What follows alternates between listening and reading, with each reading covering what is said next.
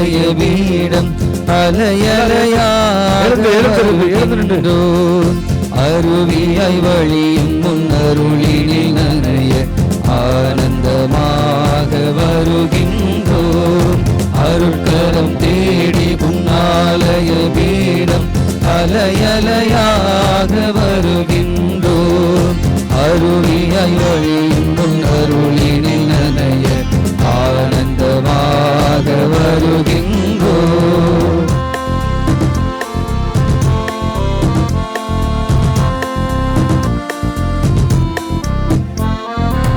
ஆயிரம் ஆயிரம் ஆசைகளா ஆயிடும் ஓடமயம் வாழ்க்கை.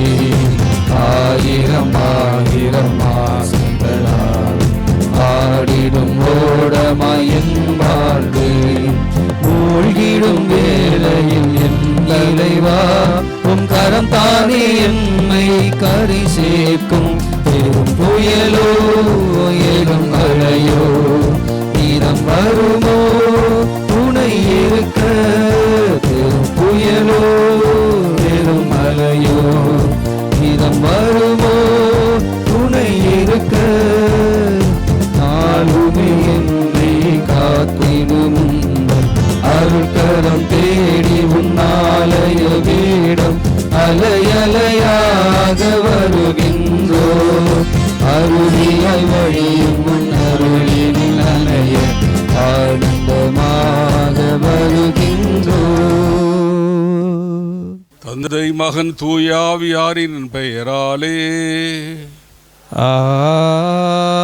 ஆமென். நம் ஆண்டவராகிய இயேசு கிறிஸ்துவின் அருளும் கடவுளின் அன்பும் தூயாவியாரின் நட்புறவும் உங்கள் அனைவரோடும் இருப்பதாக. உம் ஆன்மாவோடும் இருப்பதாக. கிறிஸ்துவில் பிரியமானவர்களே, இந்த நாடகமே திருப்பலிக்கு ஒரு முன்னுரையாக அமைந்திருக்கிறது. எவ்வளவோ தாகம் இருந்தால் அந்த நாடகத்தில் நடித்த தம்பி வழக்கமாக நடிக்கிறவங்க செயற்கையாக நடிப்பாங்க, செயற்கையாக அழுவாங்க. ஆனால் இந்த சம்பவத்தில் ஒவ்வொருத்தருமே உணர்ந்து இயேசுடைய அன்பால் நிரப்பப்பட்டு தாகத்தோடு ஆண்டவரே இயேசப்பா நான் தாகமாக இருக்கிறேன்னு சொல்லி மெய்யாகவே அழுது மன்றாடியதை கேட்க முடிந்தது. உள்ளம் உருகி ஆண்டவரிடம் கேட்ட அந்த மனப்பாங்கு தான் நம்ம ஒவ்வொருவருக்கும் நிரம்ப இருக்க வேண்டும், இல்லையா? ஆண்டவராகிய இயேசு கிறிஸ்து நம்ம ஒவ்வொருவரையும் அன்பு செய்கிறார், ஒவ்வொருவர் மீதும் தாகமுள்ளவராக இருக்கிறார். அந்த தாகமுள்ள இறைவனுடைய கல்வாரி பலியிலே பங்கு பெற வந்திருக்கிற நாம் தகுந்த விதமாக பங்கு பெற்று அவருடைய திருவுடலை உட்கொள்ளவிருக்கிறோம். ஆகவே நம்முடைய குற்றங்குறைகளுக்காக வருந்துவோம், அவருடைய மன்னிப்பை கெஞ்சி மன்றாடுவோம். எல்லாம் வல்ல இறைவனிடமும் சகோதர சகோதரிகளே உங்களிடமும் நான் பாவி என்று ஏற்றுக்கொள்கிறேன். ஏனெனில் என் சிந்தனையாலும் சொல்லாலும் செயலாலும் கடமையில் தவறியதாலும் பாவங்கள் பல செய்தேன். என் பாவமே என் பாவமே என் பெரும் பாவமே. ஆகையால் எப்பொழுதும் கன்னியான பரிசுத்த மரியாவையும் வானதூதர் புனிதர் அனைவரையும் சகோதர சகோதரிகளே உங்களையும் நம் இறைவனாகிய ஆண்டவரிடம் எனக்காக வேண்டிக் கொள்ள மன்றாடுகிறேன்.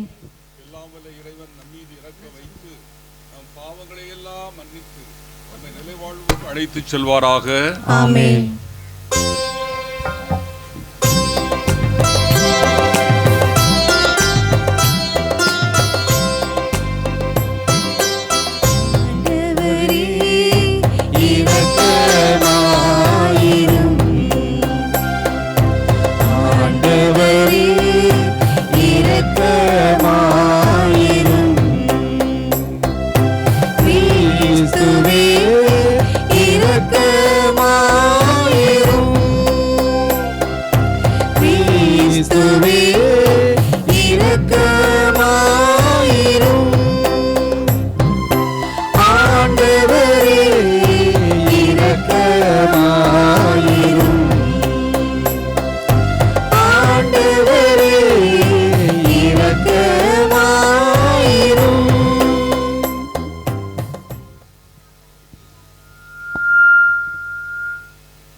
மன்றாடுவோமாக.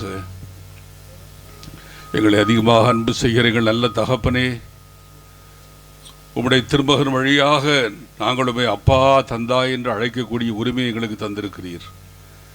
நாங்கள் அனாதைகள் அல்ல, கைவிடப்பட்டவர்கள் அல்ல. நான் உங்களை விட்டு விலகுவதும் இல்லை, உங்களை கைவிடுவதும் இல்லை என்ற வாக்குறுதியின்படி எங்களை கரம் பற்றி நடத்துகிற நல்ல தகப்பனாக இருக்கிறீர். உம்முடைய திருமகனுடைய கல்வாரி பலியினால் அவருடைய தூய இரத்தத்தினால் எங்கள் பாவங்கள் எல்லாம் கழுவி உம்முடைய தூய ஆவியினால் எங்களை நிரப்பி உமக்கு சொந்தமாக்கி கொண்டீரே, அதற்காக உமக்கு நன்றி செலுத்துகிறோம். இந்த திருக்கூட்டத்திற்காக உமக்கு நன்றி. ஏசப்பா, உம்மை அதிகமாய் அன்பு செய்கிறேன், உமக்காகவே நான் வாழ என்னை கையளிக்கிறேன் என்று சொல்லுகிற இந்த திருக்கூட்டத்தின் மீது மனம் இறங்கி ஆசீர்வதிப்பீராக.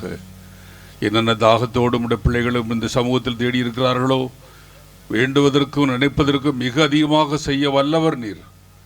ஆண்டவரே, உடைய பிள்ளைகளை கண்மணி போல பாதுகாத்து இந்த திருப்பலி முழுவதும் உடைய பிள்ளைகள் தெய்வ பிரசன்னத்தை சுவைப்பார்களாக, தேவ வசனத்தால் நிரப்பப்படுவார்களாக.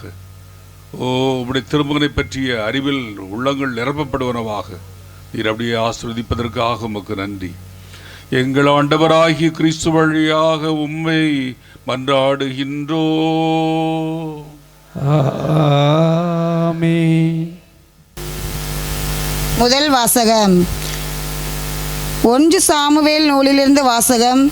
அதிகாரம் 9, இறைமொழிகள் 1-4 மற்றும் 17-19 மற்றும் அதிகாரம் 10, இறைமொழிகள் 1.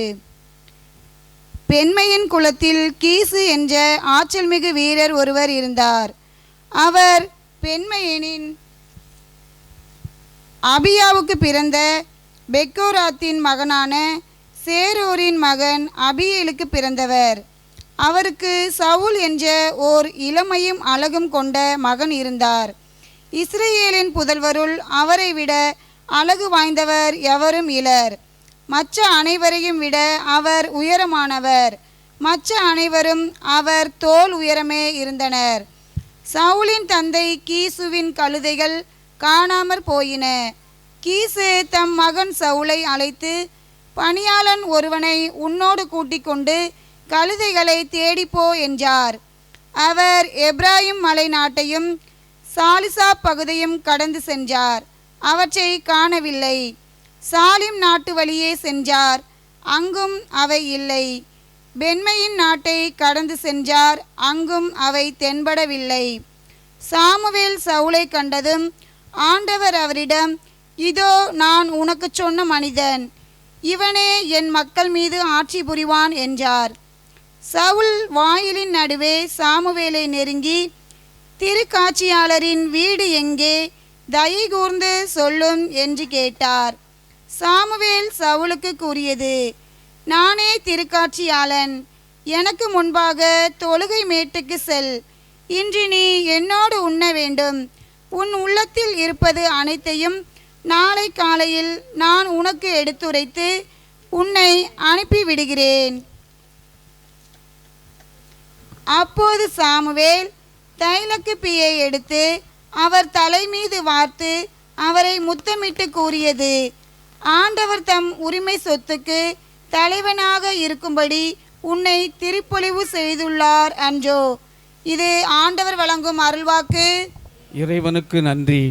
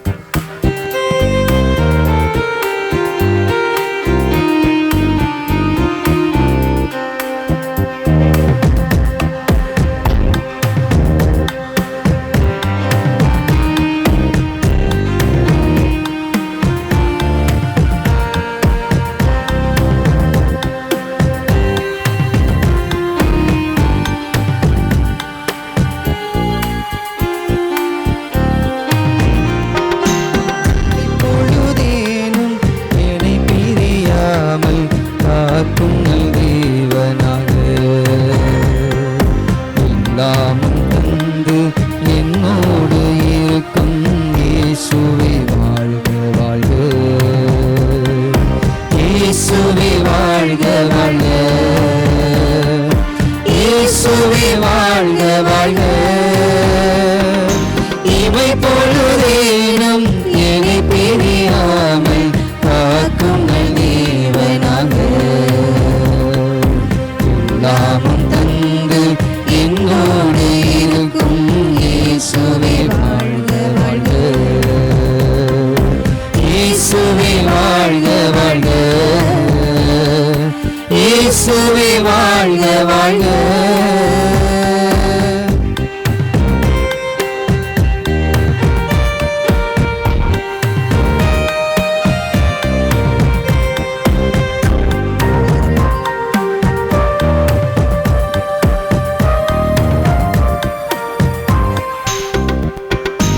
இயேசுவே உமது பெயரைச் சொன்னாலே இதயத்தின் கவலைகள் மறையுதையா. நெஞ்சினில் உம்மையே நினைக்கின்ற போது உள்ளத்தில் அமைதி பிறக்கின்றது. இயேசுவே உமது பெயரைச் சொன்னாலே இதயத்தின் கவலைகள் மறையுதையா. நெஞ்சினில் உம்மை நினைக்கின்ற போது உள்ளத்தில் அமைதி பிறக்கின்றது.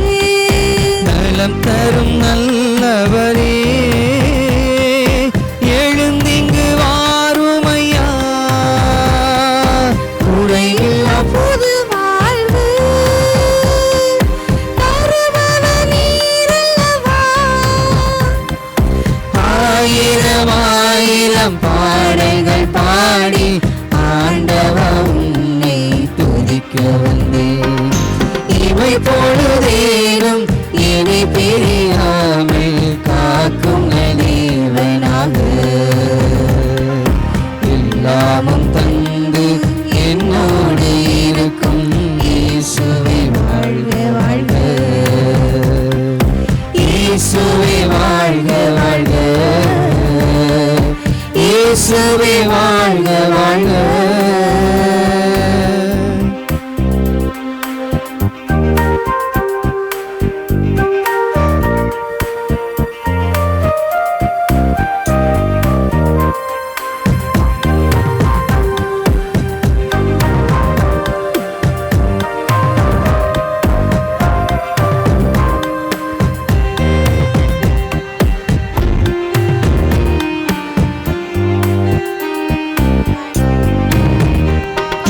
தாழத்தை இழந்த பாடலைப் போல உன்னை நான் பிரிந்தேன் வாழ்க்கையிலே. உன் திருவார்த்தையை தியானிக்கும் போது பலம் தரும் நல்ல நிலமானேன். தாழத்தை இழந்த பாடலை போல உனை நான் பிரிந்தேன் வாழ்க்கையிலே. உன் திருவார்த்தையை தியானிக்கும் போது பலம் தரும் நல்ல நிலமானே. ஆகாய கங்கையை போல் அருள்மழை பொழிபவரே, பூமழை பூவி உந்தன்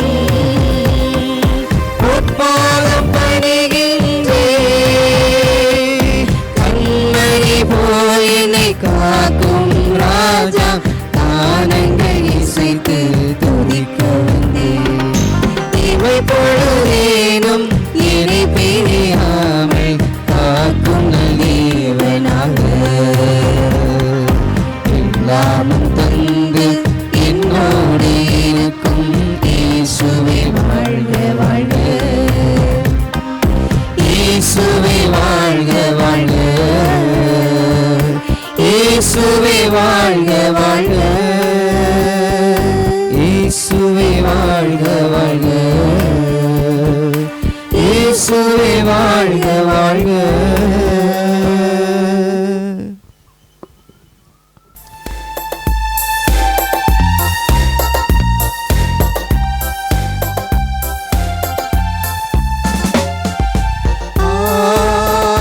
அல்லேலூயா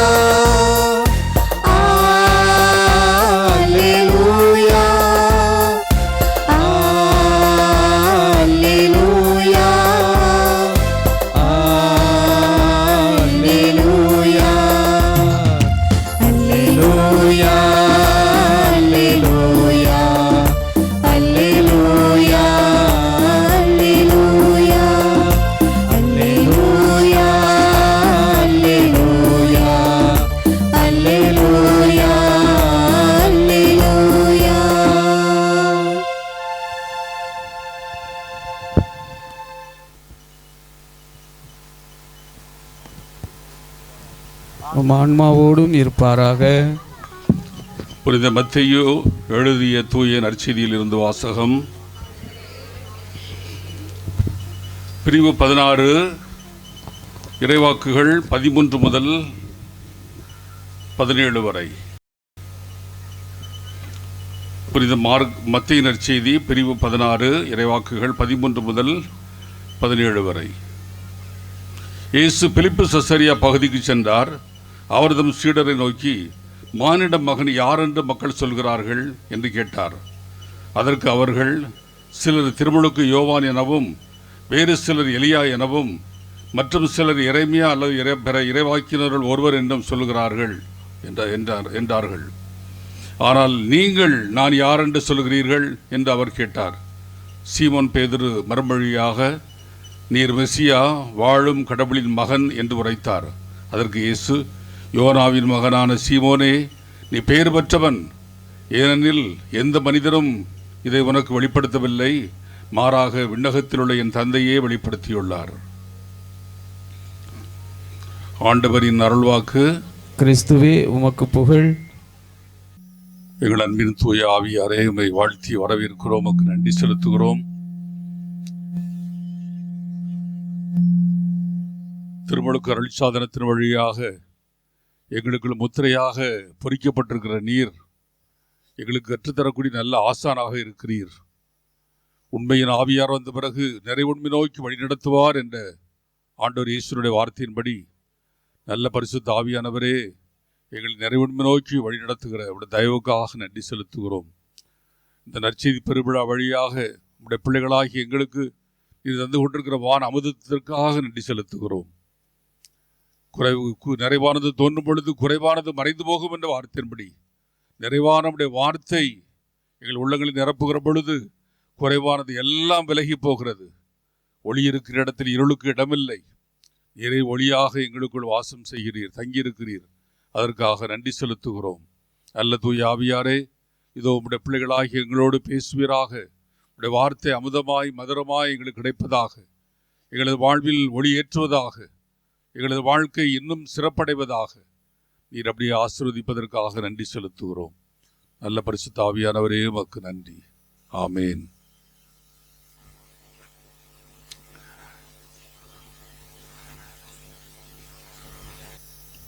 முதல்ல எனக்கு அழைப்பு கொடுத்த சகோதரர் சேவியர் அவர்களுக்கு நன்றி செலுத்துகிறேன். சகோதரர் சேவியர் பல ஆண்டுகளாக இந்த நற்செய்தி பணி செய்து பெரிய பெரிய ஆட்கள் எல்லாம் உருவாக்கி இருக்கிறார்கள்.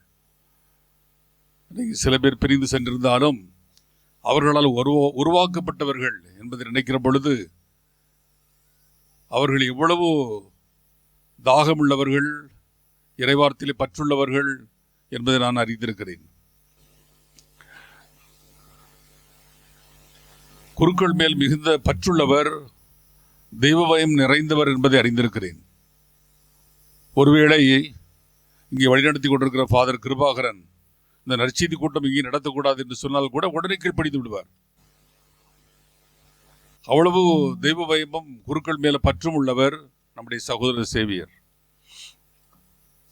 கடவுளுடைய பெரிதான கிருபையினால், இரக்கத்தினால் 3 நாட்களாக நான் வந்த பிறகு பார்த்தேன். ஒரு பிரேசன் ஒர்ஷிப்பு இந்த நடத்துறது யாரு? நீங்க தானா? ஜோதிஷா. ரொம்ப அருமையாக இருந்தது. என்னப்பா இது, எவ்வளோ அருமையான ஒரு ஆராதனை நடந்து கொண்டிருக்கிறது, எவ்வளோ அழகாய் பாடுகிறார்கள், மக்களெல்லாம் எவ்வளோ அருமையாக பதில் கொடுக்குறாங்கலாம் பார்த்து ரொம்ப பரவசமடைந்தேன். ஆண்டவர்கள் நிரம்ப ஆசீர்வதிப்பாராக. அடுத்து இங்கே வந்த உடனே ஒரு நாடகம், என்னோட நற்செய்தி கூட்டத்தில் ஒரு நாடகமா? என்ன ஒரு அருமையான ஒரு நாடகம். ஒவ்வொருத்தருமே தங்களுக்கு கொடுக்கப்பட்ட அந்த பகுதியை திறம்பட நடித்து இந்த நற்செய்தி கூட்டத்தில் ஒரு நம்மை ஏதோ ஒரு சிரிப்புக்காக ஆரம்பித்து கடைசியில் அது நம்மை அழவைக்கிற ஒரு பகுதியாக, நம்மை மனதுருக செய்யக்கூடிய ஒரு காரியமாக மாறியிருந்தது. அதனால் நான் இந்த நற்செய்தி கூட்டத்தில் இப்படிப்பட்ட ஒரு நாடகத்தை வித்தியாசமான முறையில் பார்க்கிறேன். மக்களை வெறுமனை தெய்வ வார்த்தை கொடுக்கிறதாக மட்டுமல்லாமல் நாடகத்தின் மூலமாகவும் தேவ வசனத்தை நல்ல மக்களுடைய உள்ளங்களிலே பதிக்க வைக்க முடியும் என்று. அதுக்கடுத்தால பார்த்தா சூப்பர் டான்ஸ், எல்லாம் ஆளுக்கு ஒரு கிட்டார். அது என்ன பாருங்க, கொஞ்ச நேரத்துக்காக அழகான கிட்டாரெல்லாம் செஞ்சுட்டாங்க. பயிற்றுவித்தவர்களை பாராட்டுகிறேன். இந்த பிள்ளைகள் ரொம்ப அருமையாக நடனம் பாடினாங்க. நல்ல உங்களுக்கும் அருமையான சில குட்டிகளுக்கும் வாழ்த்துக்கள். எல்லாருக்கும் என்னுடைய உண்மையிலே உங்களை ஒவ்வொருவரையும் மனமாற பாராட்டுகிறேன். ஆண்டவர்களை நிரம்ப ஆஸ்வதிப்பாராக. இன்றைக்கு நம்ம கொடுக்கப்பட்டிருக்கிற தலைப்பு என்னது?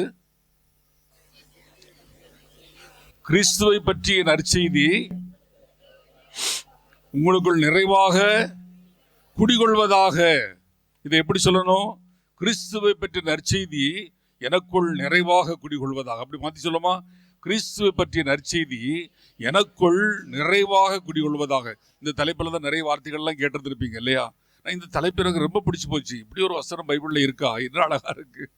கிறிஸ்துவை பற்றிய நற்செய்தி நம்முடைய உள்ளங்களுக்குள் நிறைவாக குடிகொள்வதாக. பொங்கி வடியன்மா தேவ வசனம்.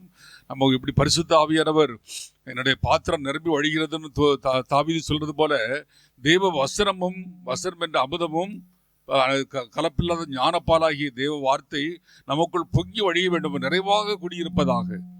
இதை தியானிக்கிற பொழுது இயேசு கிறிஸ்துவை பற்றிய நற்செய்தினா என்னன்னு சொல்லி ஒரு 5 காரியங்களை மட்டும் எடுத்து சொல்லுகிறேன். நிறைய இருக்கு பைபிள்ல. எல்லாம் இயேசுவை பற்றி சொல்றதா இருந்தால் அது பெரிய கடல். யோவான் சொல்றது போல, யோவான் 20:25 சொல்றது போல, இயேசுவை பற்றி எழுதுறதா இருந்தால் உலகமே கொள்ளாது அப்படி சொல்ற மாதிரி இயேசுவை பற்றிய அறிவை சொல்கிறதா இருந்தால் பேசிக்கொண்டே இருக்கலாம். இயேசு 3 நாட்கள் காணாமல் போன பிறகு இயேசுவை எங்கே கண்டுபிடிச்சாங்க? கோவில்ல கண்டுபிடிச்சாங்க. அப்ப இயேசு சொன்ன பதில் என்னது? ஏன் என்னை தேடினீர்கள்? என் தந்தையினுடைய அலுவல்களில் நான் ஈடுபட்டிருக்க வேண்டும் என்பது உங்களுக்கு என்னையா இது? 12 வயசு பையன், 7ஆம் கிளாஸ் பையன், ஒரு சிறுவன் இப்படி சொல்றதா இருந்தா நம்ம எப்படி இருக்கும்? நமக்கு நம்முடைய மகன் அல்லது மகள் இப்படி சொல்லுவாங்களா? ஏன் என்னை தேடினீர்கள்?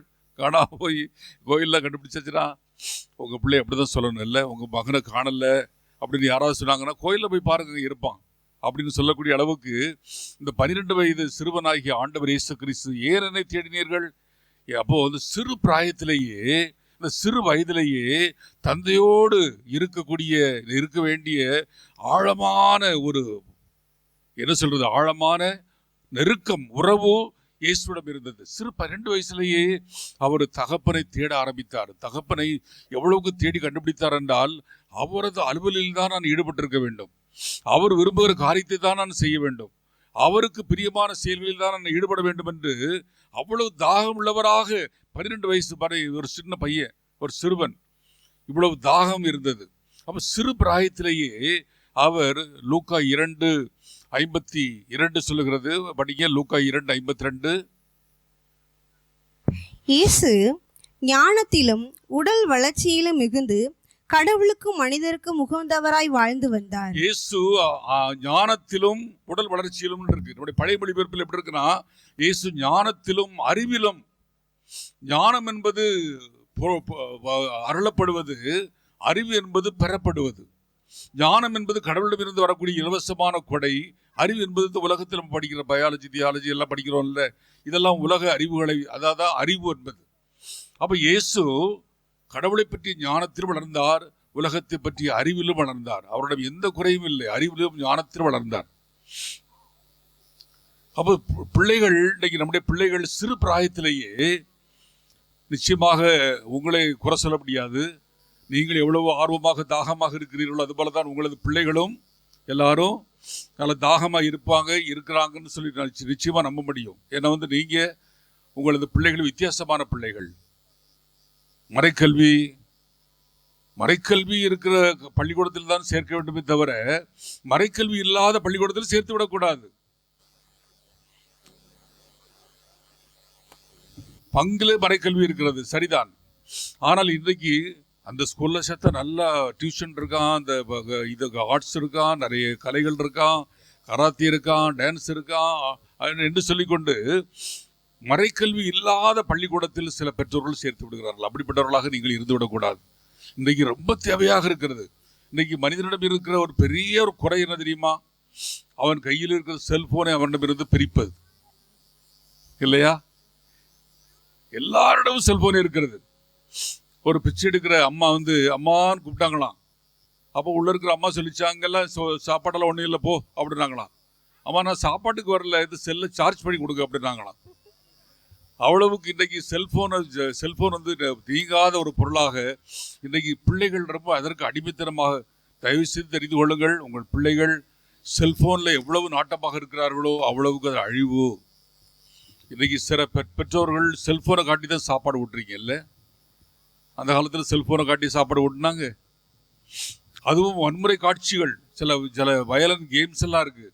அதை பார்த்து பிள்ளைகள் வன்முறை உணர்வில் வளர்கிறார்கள்னு சொல்லி பெரிய பெரிய தத்துவ ஞானிகள்லாம் சொல்கிறாங்க. ஆகவே அலைபேசியை பயன்படுத்துவதை குறித்து, உங்கள் பிள்ளைகளிடம் கொடுப்பதை குறித்து, அதுவும் ஆண்ட்ராய்டு ஃபோன் கொடுப்பதை குறித்து ரொம்ப கவனமாக எச்சரிக்கையாக இருக்கணும். மாறாக உங்களது பிள்ளைகளை எப்படி வளரணும்னா 1 திமோத்தேயு 3:15 சொல்லுகிறது. 1 திமோத்தேயு 3:15 திமோத்தேயுவோட பார்த்து நம்முடைய பவுல் சொல்லுகிறாரு. 1 திமோத்தேயு 3:15, நான் வர காலந்தாழ்த்தினால் நீ கடவுளின் வீட்டாரிடம் எவ்வாறு நடந்து கொள்ள வேண்டும் என்பதை இத்திருமுகத்தின் வழியாக தெரிந்து கொள்ளலாம். 1 திமோத்தேயு 3:15 அதானா இன்னைக்கு வாசிக்கிறது? நீ குழந்தை பருவம் முதல். அது என்னது? 2 தீமோத்தேயு சாரி. நீ குழந்தை பருவம் முதல் திருமறை நூலை கற்று அறிந்திருக்கிறாய். அது இயேசு கிறிஸ்துவின் மீதுள்ள நம்பிக்கையால் உன்னை மீட்புக்கு வழி நடத்தும். தீமோத்தேயு பற்றி புனித பவுல் சொல்றாரு, நீ குழந்தை பருவம் முதல் இத்திருமறை நூலை கற்று அறிந்திருக்கிறாய். யாரிடமிருந்து கற்றுக்கொண்டார் தெரியுமா? அதே 2 தீமோத்தேயு 1:5 படிங்க. 1:5 அதே 2 தீமோத்தேயு 1:5 வெளிவேடமற்ற உன் நம்பிக்கையை நினைத்து பார்க்கிறேன். இத்தகைய நம்பிக்கை முதலில் உன் பாட்டி லோயி மற்றும் உன் தாய் யூனிக்கி ஆகியோரிடம் விளங்கியது. பாருங்க, இந்த இவ்வளவு அருமையான பாரம்பரியமான குடும்பம் பாருங்க. இந்த வெளிவிடமில்லாத கலப்பில்லாத ஞானமாகிய தேவ வார்த்தையின் அமுதத்தை முதல்ல யார் கற்றுக் கொடுத்தாங்களா? பாட்டி லோயி. பாட்டி யார் கற்றுக் கொடுத்தாங்க? தன்னுடைய மகள் ஐனிக்கு. இந்த ஐனிக்கு தாய் யார் கற்றுக் கொடுத்தாங்க? தன்னுடைய மகன் தீமோத்தேயுவுக்கு. பாருங்க, என்ன அருமையான ஒரு குடும்பம் பார்த்தீங்களா? நான் இன்னைக்கு எந்த இடத்துலையுமே மகிழ்ச்சியோடு சொல்லுவேன், ரொம்ப நம்பிக்கையோடு சொல்லுவேன், ரொம்ப தைரியத்தோடு சொல்லுவேன். என்னுடைய சிறு பிஞ்சு பிராயத்தில் நான் தூங்கிச் சென்றதாக நினைவெல்லாம் என் தாய் மடியில் பைபிள் கதைகளை கேட்டுக்கொண்டுதான். திரும்ப சொல்றேன், என்னுடைய சிறு பிராயத்தில் பிஞ்சு பிராயத்தில் நான் தூங்கிச் சென்றதாக நினைவெல்லாம் என்னுடைய தாய் மடியில் பைபிள் கதைகளை கேட்டுக்கொண்டுதான். சிறு பிஞ்சு பிராயத்திலேயே அவர்களுக்கு தெரிந்த இறைவார்த்தையை ஆதாம் ஏவாள்லேருந்து ஆரம்பிச்சிருவாங்க. நல்லா சிரிக்கி சொல்லி கொடுப்பாங்க. அப்படியே நாங்கள் தூங்கின பிறகுகளை தூங்க வச்சுட்டு அவங்க தூங்க போவாங்க. இந்த அறியாத பிஞ்சு பிராயத்தில் ஊட்டப்பட்ட தேவ வார்த்தை இன்னைக்கு பப்ளிக் மாதிரி அப்படியே பொங்கி வழிந்து கொண்டே இருக்கிறது. தேவ வசனத்தை அருமையான தாய்மாரே தந்தைமாரே, உங்களது பிள்ளைகள் சிறு பிராயத்திலேயே இயேசு போல பதில் சொல்லணும். என்னுடைய தந்தையினுடைய தேவ வார்த்தையில் நான் ஈடுபட்டிருக்க வேண்டும் என்று உங்களுக்கு தெரியாதா? நான் வசனத்தை படித்துக் கொண்டிருக்கிறேன் என்பது உங்களுக்கு தெரியாதா என்று சொல்லக்கூடிய அளவுக்கு, உங்களை மலைக்கு செய்யக்கூடிய அளவுக்கு உங்களது பிள்ளைகளை உருவாக்க வேண்டும். ஹல்லேலூயா. உங்களது பிள்ளைகள் உங்களுக்கு பெருமை சேர்க்க வேண்டும். எப்படி? தேவ வசனத்தில் இன்றைக்கு உலகத்து அறிவு பெருத்து விட்டது. இன்றைக்கு உலகத்தினுடைய அறிவு பெருத்து விட்டது. உலகத்தின் அறிவுக்கு பஞ்சமே இல்லை. யூடியூப்பை எடுத்துக்கொண்டால் எல்லாம் கற்றுக்கொள்ளலாம், பைபிள் கூட கற்றுக்கொள்ளலாம். ஆனால் இந்த மறைநூலை தெளிவாக கற்றுக்கொள்ளக்கூடிய ஞானத்தை உங்கள் பிள்ளைகளுக்கு ஊட்டுவீர்கள் என்றால், அருமையான செல்வங்களே, சிறு பிள்ளைகளே, இந்த உலகத்தில் கலப்பில்லாத ஞானம் என்றால் என்னது? இந்த இறை வார்த்தை தான். நீ இறை வார்த்தையை படிச்சுக்கிட்டீங்கன்னா, ஆங்கிலத்தில் ஒரு பழமொழி சொல்லுவாங்க, if you carry the Bible the Bible will carry you. அப்படின்னா என்ன தமிழ்ல சொல்லுங்க, இங்கிலீஷ் மீடியம் பிள்ளைகள் சொல்லுங்க. If you carry the Bible the Bible will carry you. அப்படின்னா என்னது? நீ விவிலியத்தை சுமந்து சென்றால் விவிலியம் உன்னை சுமக்கும். ஒரு காலத்தில் இந்த தளர்ந்து போயிருக்கிற நேரத்தில், சோர்ந்து போயிருக்கிற நேரத்தில், நாம் சிறு பிராயத்தில் கற்றுக்கொண்ட தெய்வ ஞானம்தான் நம்மை உயிர்ப்பிக்க வல்லதாக இருக்கிறது. தேவ வசனத்தை சிறு பிராயத்திலேயே உள்ளத்தில் வரிச்சட்டமாக பதித்து விட வேண்டும். அப்போ அது சிறு பிராயத்திலேயே ஆண்டவராய் இயேசு கிறிஸ்து தந்தையோடு எவ்வளவு நெருக்கமான உறவு வைத்திருந்தார் இல்லையா? அதுபோல ஆண்டவராய் இயேசு கிறிஸ்துடைய ஜெப வாழ்க்கையை பாருங்கள். லூக்கா 6:12 படிங்க. லூக்கா 6:12. லூக்கா 6:12. அந்நாளில் அவர் அந்நாள்களில் போட்டிருக்க. அந்நாள்களில் அவர் வேண்டுவதற்காக ஒரு மலைக்கு போனார். பாருங்க, அந்நாள்களில் எந்நாள்களில் அதை தேடணும். அதுக்கு என்ன செய்யணும்? முந்தின வசனத்தை படிக்கணும். அப்ப அந்நாள்களில்னா இந்நாள்களில் முந்தின வசனம் நமக்கு பதிலா இருக்கும். என்ன சொல்லுது? 11ஆம் வசனம். அவர்களோனா யாரு, எவர்களோன்னு பார்க்கணும். முந்தின வசனத்தை பார்க்கணும். பரிசேயரும் மறைநூல் அறிஞரும் இயேசுவை எப்படி தொலைக்கலாம் என்று தேடினார்களாம். இயேசு எப்படி கொலை செய்யலாம், எப்படி பிடிக்கலாம், அவரை எப்படி காலிபடலாம், இயேசுவை எப்படி, இயேசுனாலே அவர்களுக்கு அருவருப்பாக இருந்தது.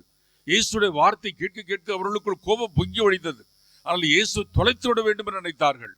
அந்த நாட்களில் பாருங்க, அவர் சோர்ந்து போகல, அவர் கலங்கி தவிக்கல்ல. மாறாக என்ன செய்தார்? மலை மேல் ஏறி சென்று இரவெல்லாம் ஜெபித்தார். இரவெல்லாம் ஜெபித்தார். ஜெப வாழ்க்கை, இயேசு கிறிஸ்துடைய வாழ்க்கையில் ஜெப வாழ்வு என்பது ஒரு இதய துடிப்பை போல. அவர் எப்பொழுது பாருங்கள், அதிகாலையில் கருக்களோடு எழுந்து ஜெபிப்பார், மதிய வேளையில் ஜெபிப்பார், மாலை வேளையில் ஜெபிப்பார், தனித்திருந்து ஜெபம் பண்ணுவார், இரவெல்லாம் ஜெபிப்பார். அவருடைய வாழ்க்கை முழுவதும் ஜெப வாழ்க்கையாக இருந்தது. நமக்கு ஜெபம் இருக்கு, பொது ஜெபம் இருக்கிறது. பொது ஜெபம் என்னது?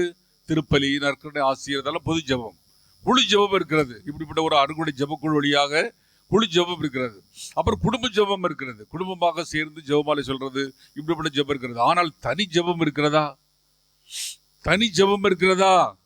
சபை ஜெபம் இருக்கிறது, குழு ஜெபம் இருக்கிறது, குடும்ப ஜெபம் இருக்கிறது. தனி ஜெபம், இயேசுவோடு தனித்திருந்து உறவாடக்கூடிய இணை விடுதலை பயணம் 33:11 சொல்லுகிறது, மோசே ஒரு நண்பனோடு பேசுகிறதை போல ஆண்டவரோடு முகமுகமாய் பேசினாராம். இதுதான் தனி ஜெபம் என்பது, ஆண்டவரோடு தனித்திருந்து உறவாடுவது. 1 சாமுவேல் 1:15 பார்க்கிறோம். சாமுவேலுடைய தாய் அண்ணா அவங்க சொல்றாங்க, என் இதயத்தை, என்னுடைய துயரம் நிறைந்த என் ஆன்மாவை தேவ சமூகத்தில் கொட்டினேன் அப்படிங்கிறாங்க.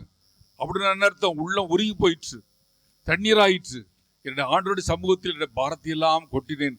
தனி ஜெபம் ரொம்ப முக்கியம். ஆண்டவராய் இயேசு கிறிஸ்து வாழ்க்கையில எப்பொழுது நேரம் கிடைத்தாலும் தனித்து ஜெபம் பண்ணி கொண்டிருப்பார். ஒருமுறை லூக்கா 11 பார்க்கிறோம், அவர் தனியாக ஜெபித்து கொண்டிருந்தார். உடனே சீடர்கள் வந்து கேட்கிறாங்க, இயேசுவே உங்களை மாதிரி எங்களுக்கு ஜெபிக்க சொல்லித்தாங்க ஆண்டவரே.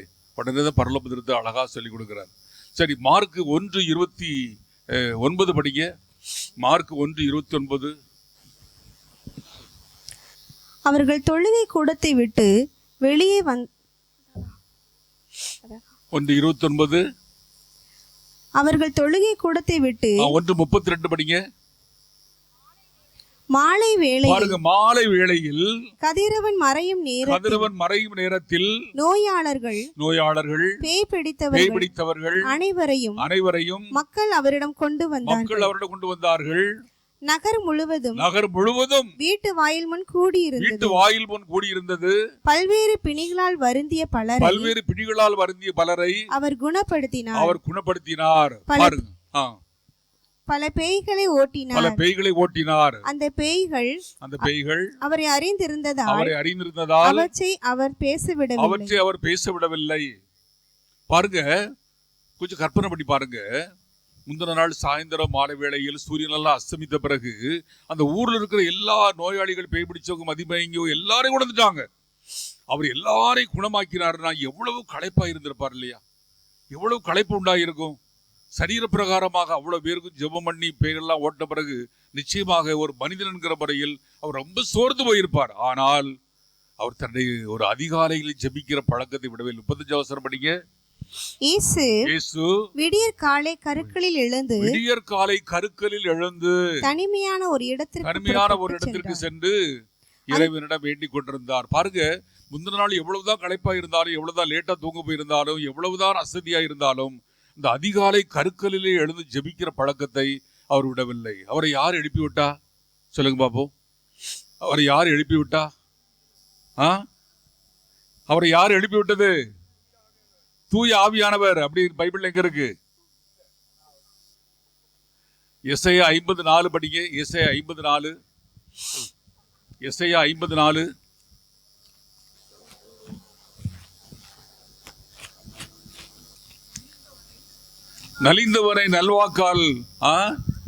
நலிந்தவனை நல்வாக்கால் ஊக்குவிக்கும் அறிவை நான் பெற்றிட ஆண்டவராகிய என் தலைவர் கச்சோனின் நாவை எனக்கு அளித்துள்ளார்.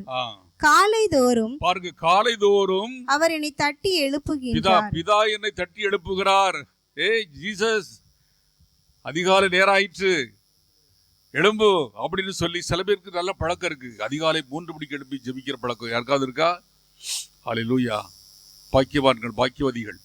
சில பேர் அந்த அதிகாலை 3 மணி நல்ல நேரம், ஆனால் 3 மணிக்கு ஜெபித்தால் தானே இயேசு வருவார் அப்படின்னு நம்ப வேண்டாம்.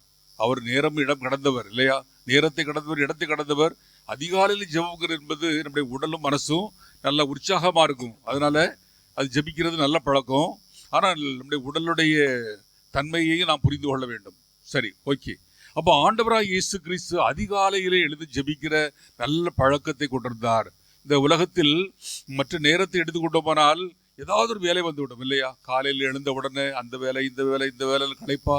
ஆனால் அதிகாலையில் யாருடைய தொந்தரவு இல்லாதபடி ஒருமுறை ஆபிரகாம் லிங்கனிடம் ஒருவர் சொன்னாராம், நான் உங்களை பார்க்க வேண்டும் அப்படின்னாராம், பார்த்து பேச வேண்டும். அப்பொழுது இவர் ஆபிரகாம் லிங்கன் சொன்னாரா, எனக்கு நாள் முழுவதும் நிறைய வேலை இருக்கிறது, அதிகாலை 5 மணிக்கு வாருங்கள், என்னோட நான் உங்களோடு பேசுகிறேன்னு சொன்னாராம். இவர் 5 மணிக்குன்னு 4:30 எழும்பி 4:30 ஆபிரகாம் லிங்கன் வீட்டுக்கு போயிட்டாராம். 4:30 ஆபிரகாம் லிங்கனோட வீட்டோட வெளியே உட்கார்ந்துருக்கும் பொழுது உள்ள யாரோ பேசிக்கிட்டு இருக்கிற சத்தம் கேட்டிருக்கு. அப்போ இவருக்கு ஆச்சரியம், அதுக்கு முன்னால் அப்பாயின்மெண்ட் யாரோ வாங்கியிருக்காங்கன்னு சொல்லிட்டு 5 மணிக்கு ஆபிரகாம் லிங்கன் சார் உள்ள வாங்கன்னு கூப்பிட்டாராம். அப்போ அங்கும் இங்குமா தேடி தேடி பார்த்துருக்கிறாரு, யாருமே இல்லை. அப்போ எங்கே யாரை பார்க்குறீங்க? இல்லை, இதுக்கு முன்னால் உங்கள் ரூமில் இருந்து யாரோ பேசிகிட்டு இருக்கிற சத்தம் கேட்டுச்சு, அது யாரும் தான் தேடிட்டு இருக்கிறேன்னு. அது யாரும் இல்லை, ஆண்டவராக இயேசு கிறிஸ்துவோடு தானே நான் உறவாடி கொண்டிருந்தேன் அப்படின்னாரா. கரங்களை தட்டி ஆண்டவருக்கு நாம் நன்றி செலுத்துவோம். இப்படிப்பட்ட ஒரு அனுபவத்தை இந்த உலகத்தில் உங்களை குறித்து சொல்ல வேண்டும். இப்படிப்பட்ட ஒரு அனுபவத்தை இந்த உலகத்தில் உங்களை குறித்து சொல்ல வேண்டும். ஏன்னா அதிகாலையில் என்னை தேடுகிறவன், நீதிமொழிகள் 8:17 சொல்லுகிறது, அதிகாலை என்னை தேடுகிறவன், என்னை நோக்கி வண்ணம் விழிப்பவர்கள் என்னை கண்டுபிடிப்பார்கள். சொல்லுங்க, அதிகாலையில் இயேசுவை நோக்கி வண்ணம் விழிப்பேன், நான் அவரை கண்டுகொள்வேன், அவரோடு உறவாடுவேன், ஒரு நண்பன் பேசுவதை போல பேசுவேன், என் பாரத்தை பகிர்ந்து கொள்வேன், அவரது பாசத்தை பெற்றுக்கொள்வேன். ஜெபத்தில் கிடைக்கிற பண்டமாற்று முறை இதுதான். நான் பாரத்தை கொடுக்கிறேன், அவர் பாசத்தை தருகிறார். ஹல்லேலூயா. ஜெபத்திற்கு விளக்கம் இதுதான். ஜெபம்னா என்னது? என்னுடைய பாரத்தை கொடுக்கிறேன், அவர் தன்னுடைய பாசத்தை தருகிறார். என்னுடைய மனம் லகுவாக மாறிவிடுகிறது. அப்ப ஜெபம் என்பது என்னுடைய மனதை லகுவாக மாற்றுகிற ஒரு மந்திர சக்தியாக இருக்கிறது. ஆண்டவராக இயேசு கிறிஸ்துடைய வாழ்க்கையில் எப்பொழுதும் ஜெபம், சிலுவையிலும் ஜெபம் தான்.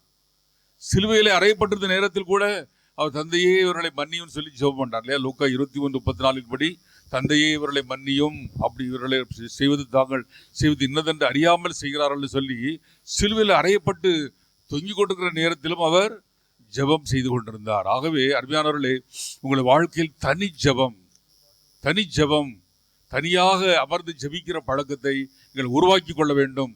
தனி ஜெபம் இல்லைன்னா மற்ற ஜெபங்களால் பிரயோஜனமே கிடையாது. தனி ஜெபம் இல்லைன்னா மற்ற ஜெபங்களால் பயனே கிடையாது நான் சொல்லுவேன்.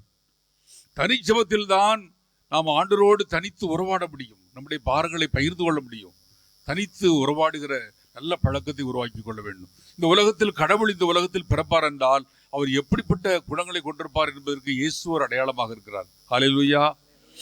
இயேசு இந்த உலகத்தில் வாழ்ந்த பொழுது அவர் எப்பொழுதும் மனதுருகி அற்புதங்களை செய்கிறவராக இருந்தார். அற்புதங்களை செய்கிறவராய் இருந்தார். அவருடைய மக்களை பார்த்தால் அவருக்கு மனதுருக்கம் உண்டானது. லூக்கா 7:13 படிங்க. லூக்கா 7:13. லூக்கா 7:13. அவரை கண்ட ஆண்டவர், அவரைனா யாரு? அவரைனா எவரை? அந்த அவரைனா எவரை? அந்த கைமண், அந்த விதவை தாயை கண்டு அவர் மீது பரிவு கொண்டு அழாதீர் என்றார். அந்த தாயை பார்த்த உடனே அவர் பரிவு கொண்டாராம். பரிவுனானது compassion. He had compassion towards her. அதான் ஆங்கில மொழிபெயர்ப்பு. லிவிங் பைபிள்னு ஒன்று இருக்கு, நான் நிறைய டிரான்ஸ்லேஷன் வைத்திருக்கிறேன்.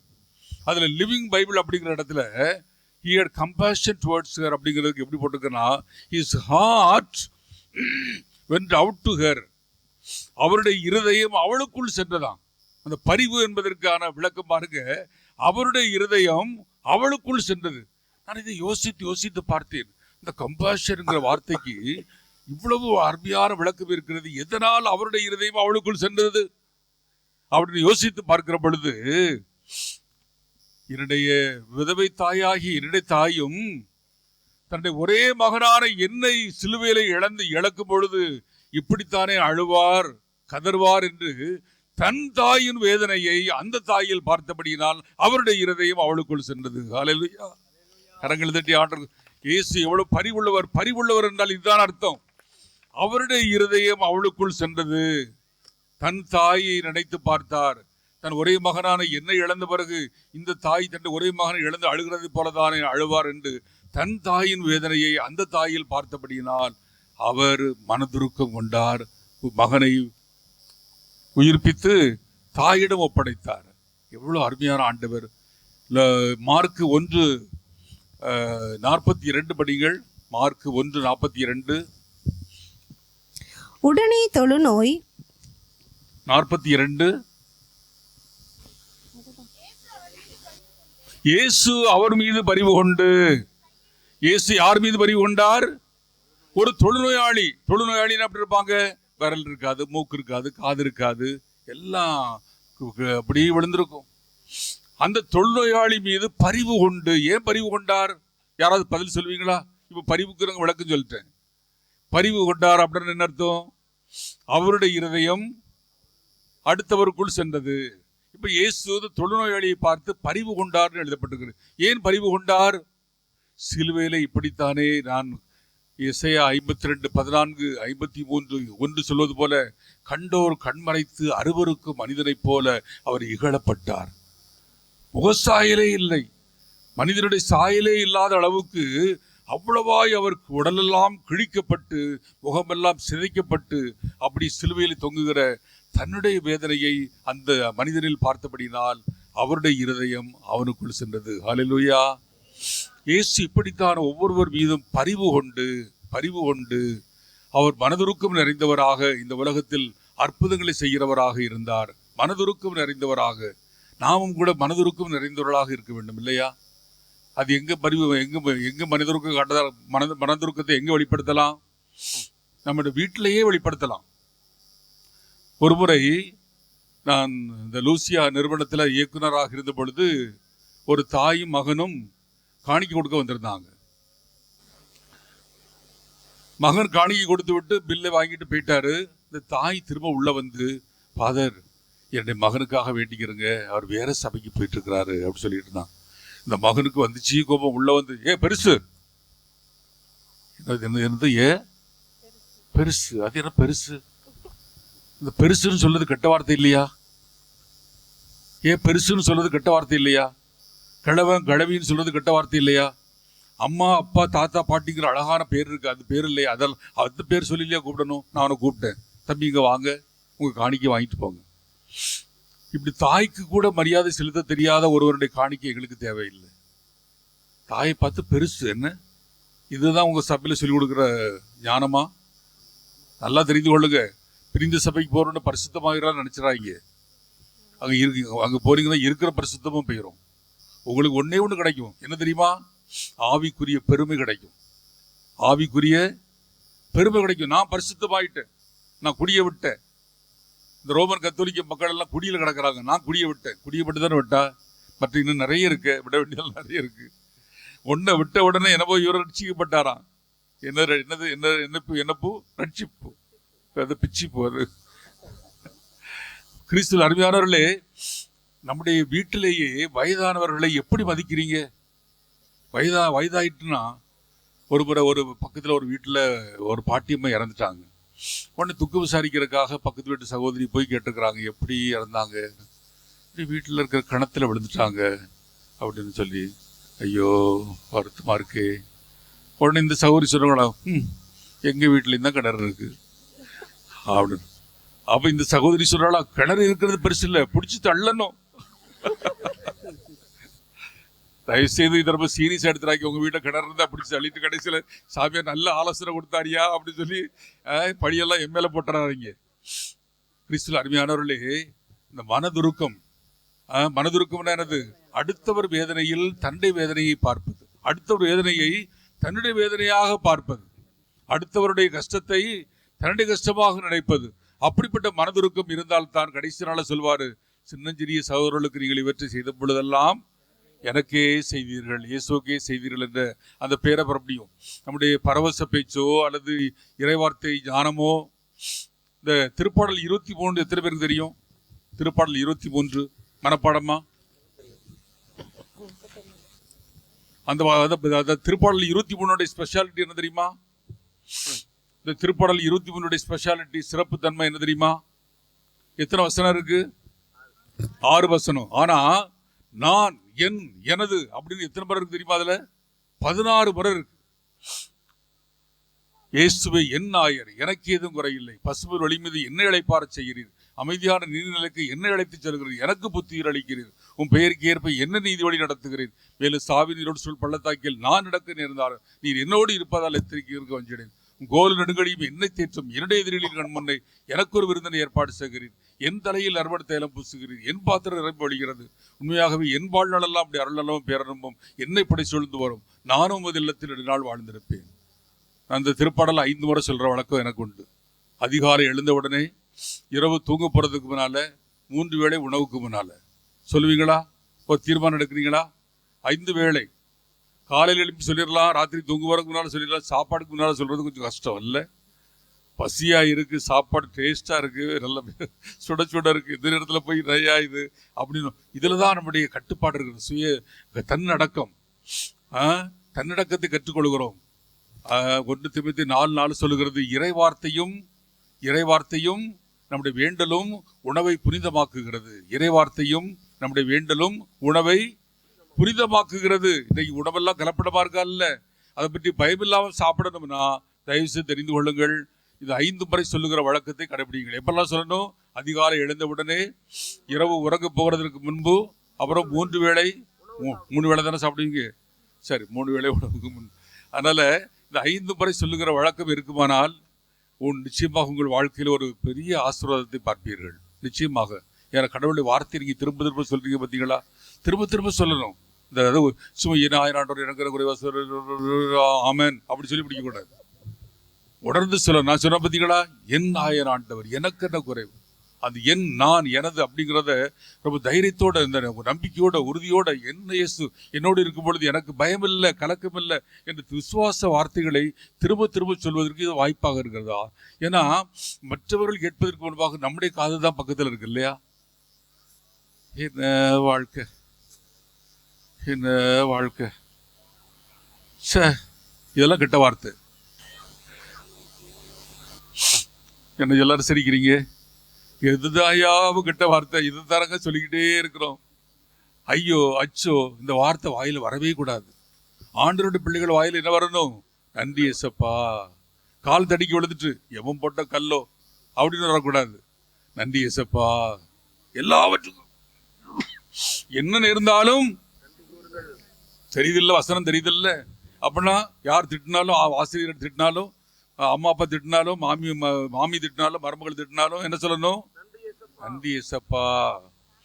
ஒரு வீட்டில் இந்த ஜோக்கு தான் ஞாபகம் வருது. மாமி மருமகளை விடுறதில்லை. ஒரு மருமகள் மாமியாரை எப்படி பழி வாங்குறதுன்னு தெரியல. அதனால தன்னை ஒரு கிளி வளர்த்து கிளிக்கு சொல்லி கொடுத்தாங்க. மாமி வேறு மரியம்மா. அதனால இந்த மரியம்மா பக்கத்தில் வரும்பொழுதெல்லாம் இந்த கிளி சொல்லுமா, மரியம்மா நாசமா போக, மரியம்மா நாசமா போக. இது இந்த மரியம்மாவுக்கு ரொம்ப வருத்தம். இந்த மருமகள் அவதான் நேரம் தான் திட்டுறான்னு பார்த்தா கிளிக்கு உள்ள சொல்லி கொடுத்து என்ன நாசமா போகன்னு சொல்லிட்டு பங்குசாமிட்ட போய் புலம்பியிருக்கிறாங்க. பங்குசாமி சொல்லிக்கிறாங்க, ஒன்றும் கவலைப்படாதீங்க, நான் ஒரு கிளி வச்சிருக்கிறேன், அந்த கிளி கொண்டுக்குள்ள விடுங்க, வாய் அடைச்சிரும் அப்படின்னு சொல்லிட்டு. மாமியாருக்கு ரொம்ப சந்தோஷம், மரியம்மாவுக்கு ரொம்ப சந்தோஷம். இன்றைக்கு மருமக செத்தா, மருமக கிளி இன்றைக்கு ஆஃப் ஆயிரும் அப்படின்னு சொல்லிட்டு. உடனே மரியம்மா பக்கத்தில் வந்த உடனே என்ன சொல்லும்? மரியம்மா நாசமா போக. உடனே இந்த சாமியார் கொண்டு இந்த கிளியை உள்ள விட்ட உடனே அது என்ன சொல்லிச்சான்? எங்களுக்காக வேண்டிக் கொள்ளும், எங்களுக்காக வேண்டி. இது உள்ளது போச்ச நுள்ளக்கண்ணா அப்படிங்கிற மாதிரி இது சாமியார் கிளியை வாங்காம வந்திருக்கலாம் போல அப்படின்னு சொல்லிட்டு. கிறிஸ்துவில் அருமையானவர்களே, நாம் மனதுருக்கம் செலுத்த வேண்டிய, அன்பு செலுத்த வேண்டிய இடங்கள் நம்முடைய வீட்டிலேயே இருக்கு. வயதான பிறகு அழுது என்ன பிரயோஜனம்? நானும் 2 இடத்துல முதியோரில் வச்சிருந்தேன். வயசானவங்களாம் கஷ்டப்படுறாங்களே அப்படின்னு சொல்லிட்டு 2 இடத்துல 15 வருஷமா முதியோரில் நடத்தினேன். ஆனால் ஒரு நாள் ஆண்டவர் என்னோடு தெளிவாக பேசினார். மார்க் 7ல் ஒரு மரபு இருந்தது, ஒரு பாரம்பரியம் இருந்தது. மார்க் 7ல் பார்க்கலாம். என்ன மரபு தெரியுமா? பரிசேயர்கள் தங்களுக்கு சாதகமாக ஒன்று உருவாக்கி வச்சிருந்தாங்க. எப்படின்னா, உன்னுடைய வயதான பெற்றோர் எத்தனை வருஷங்கள் வாழ்வார்கள் என்று கணக்கு போட்டு பார்த்து, இத்தனை வருஷங்கள் எவ்வளவு செலவாகும் என்ற தொகை கணக்கிட்டு, அந்த தொகையை கோவிலில் காணிக்கையாக செலுத்தி விட்டால் போதும், குர்பான் ஆயிற்று, நேர்த்தி கடன் முடிந்து விட்டது அப்படின்னு ஒரு பாரம்பரியத்தை உருவாக்கி வச்சிருந்தாங்க. இயேசு அதை வன்மையாக கண்டிக்கிறார். இன்னைக்கு முதியோர் இல்லம் என்னது? இதுதானே முதியோர் இல்லம். பென்ஷன் வருது, மாசம் எவ்வளோ தந்துடுறேன், நிலம் இருக்கு, நகை இருக்கு, என் பெற்றோரை பார்த்துக்கிறேங்க. இந்த முதியோர் இல்லம் என்பது இயேசுடைய சிந்தைக்கு எதிரானது. முதியோர் இல்லம் என்பது இயேசுடைய சிந்தைக்கு பிள்ளைகள் தங்களது பொறுப்பை தட்டி கழிப்பதற்கு வாய்ப்பாக இருக்கிறது.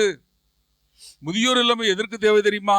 பஸ் ஸ்டாண்டில், ரயில்வே ஸ்டேஷனில் சாக கிடக்கிறவங்க யாருமே இல்லாமல் இருக்கிறாங்கல்ல, அவர்களை தூக்கி சென்று பராமரிப்பதற்கு பேர் தான் முதியோர் இல்லம். நல்ல கொழுன்னு இருக்கிறவங்களெல்லாம் கொண்டு அங்கே விட்டுட்டு இவங்க வீட்டில் ஜாலியாக இருக்கிறது. எப்படி சிறு பிராயத்தில் நம்மை மறுஜலமெல்லாம் கழுவி நம்மை சுத்தப்படுத்தி நம்மை பத்திரமாய் கவனித்து கொண்டார்களோ, அதுபோல வயதான 60 வயசுக்கு மேல் பெற்றோருக்கு வயது என்ன தெரியுமா? 6. 70க்கு மேல் என்ன வயசு? 7 இல்லை 5. 80க்கு மேல என்னது? 4. 90க்கு மேல 3. 100க்கு மேல இருந்தா தானே.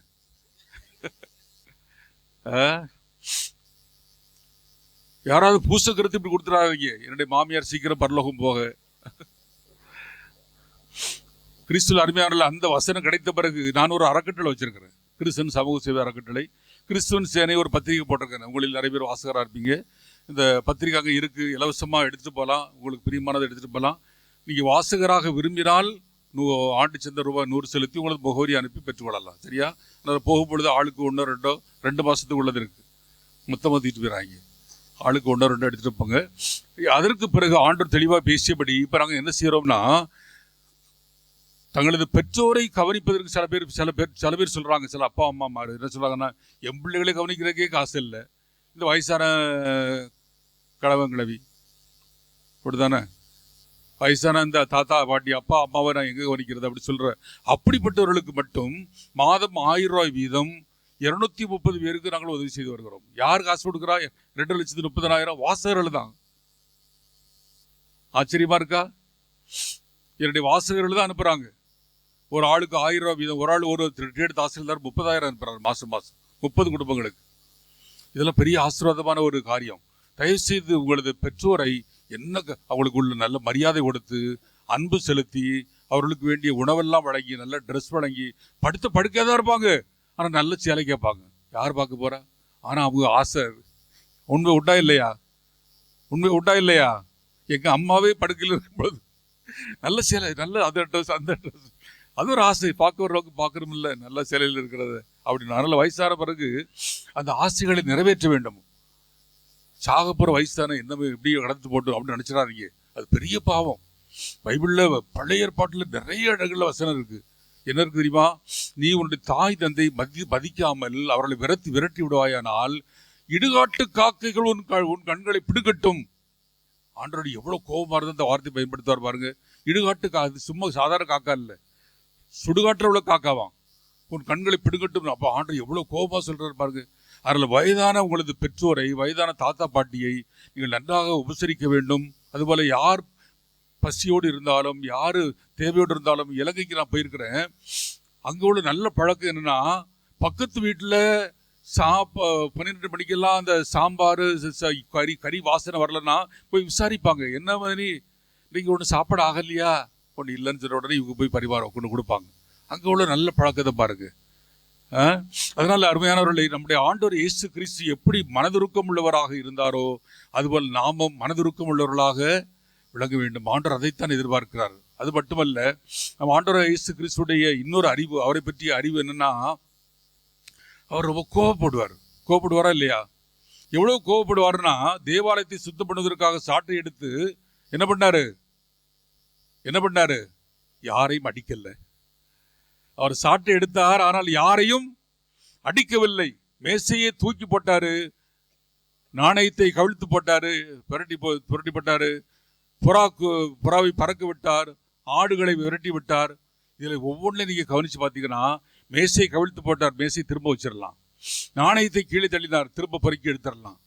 ஆடை அவிழ்த்து விட்டார், திரும்ப போய் பிடிச்சிக்கலாம். புறாவை பறக்க விட்டார், அது திரும்ப தானா வந்துடும். ஆண்டவர் தன்னுடைய கோபத்தில் எவ்வளவு நியாயமுள்ளவராக இருந்தார் பார்த்தீங்களா?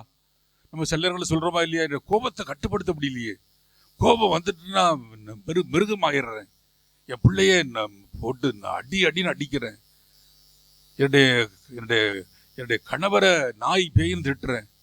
ஒரு மறைக்கல்வியில் ஒரு பிள்ளைகளை பார்த்து ஒரு டீச்சர் கேட்டாங்களாம், உங்கள் அப்பா பேருன்னா அம்மா பேருன்னு கேட்டது.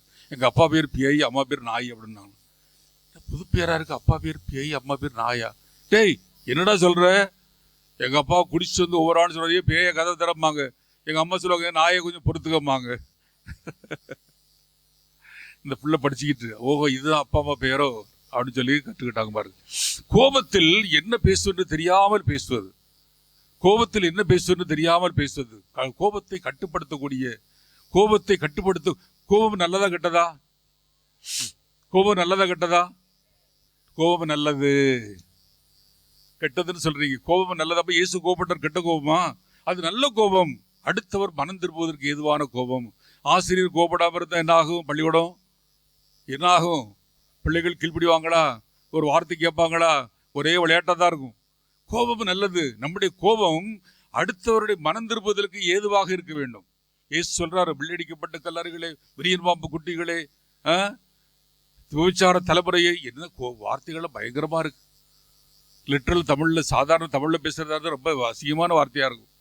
இயேசு அவ்வளவு கோபப்பட்டார். ஆனால் அந்த கோபமான வார்த்தைகள் எல்லாம் அடுத்தவர்களை புண்படுத்துவதற்காக அல்ல. இப்படி கேட்டாலாவது திருந்த மாட்டாங்களா?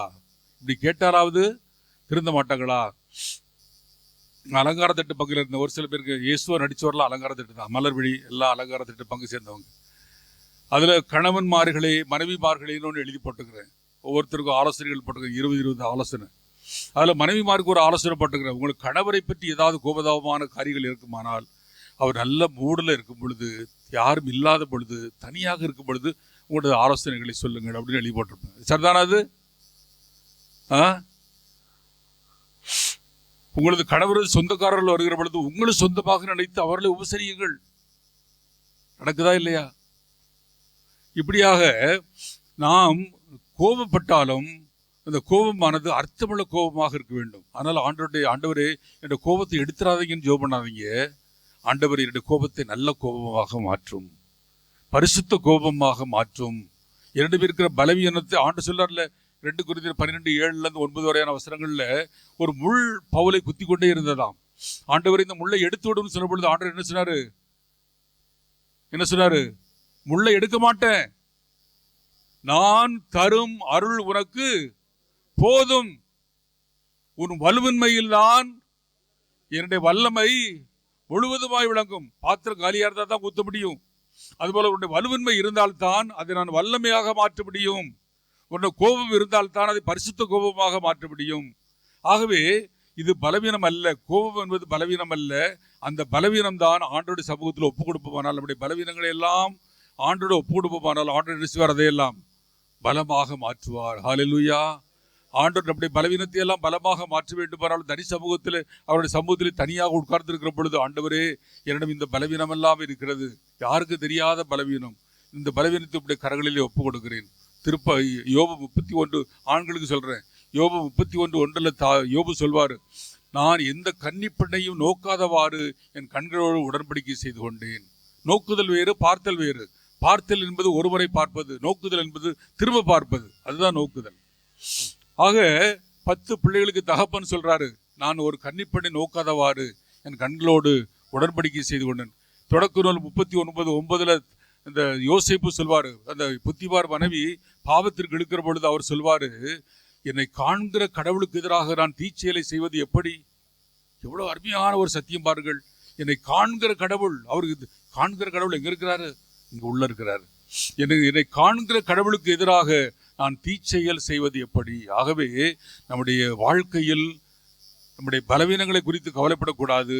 நான் இந்த பலவீனத்தோடு போராடி கொண்டிருக்கிறேன், எத்தனை வருஷங்கள் தான் போராடுவது, எத்தனை முறை தான் பாவ சங்கீர்த்தனம் செய்வது, எத்தனை முறை தான் நான் ஆண்டோடு கதறிக்கொண்டே இருங்கள். ஒரே நாளில் நாம் புனிதராவதில்லை, ஒரே நாளில் நாம் புனிதராக மாறிவிடுவதில்லை. மாறாக அவருடைய சமூகத்தில் நம்மை ஒப்பு கொடுத்து கொண்டே இருக்கிற பொழுது நம்முடைய பலவீனத்தை அவர் பலமாக மாற்றிக்கொண்டே இருக்கிறார். சொல்லுங்க, இயேசுவே என்னுடைய வலுவன்மை உமக்கு பிரியமாய் இருக்கிறது. என்னுடைய வலுவன்மை உம்மிடம் ஒப்படைக்கிற பொழுது வல்லமையாக மாற்றுகிறீர். உம்முடைய அருளால் நிரப்புகிறீர். உம்முடைய ஆசிரியரால் நிரப்புகிறீர். உம்முடைய மகிழ்ச்சியால் நிரப்புகிறீர். நன்றி இயேசப்பா, நன்றி இயேசப்பா. இயேசுடைய இன்னொரு இது கடைசியாக சொல்லி பிடிக்க போறேன். இயேசுவை பற்றிய, கிறிஸ்துவை பற்றிய அறிவு. இயேசு இந்த உலகத்தில் வாழ்ந்த பொழுது எப்பொழுதாவது கவலைப்பட்டாரா? இயேசு இந்த உலகத்தில் வாழ்ந்த பொழுது எப்பொழுதாவது கவலைப்பட்டாரா? பதிலே இல்லை. கவலைப்பட்டாரா இல்லையா? எப்பொழுது கவலைப்பட்டார்? எப்பொழுது கவலைப்பட்டார்?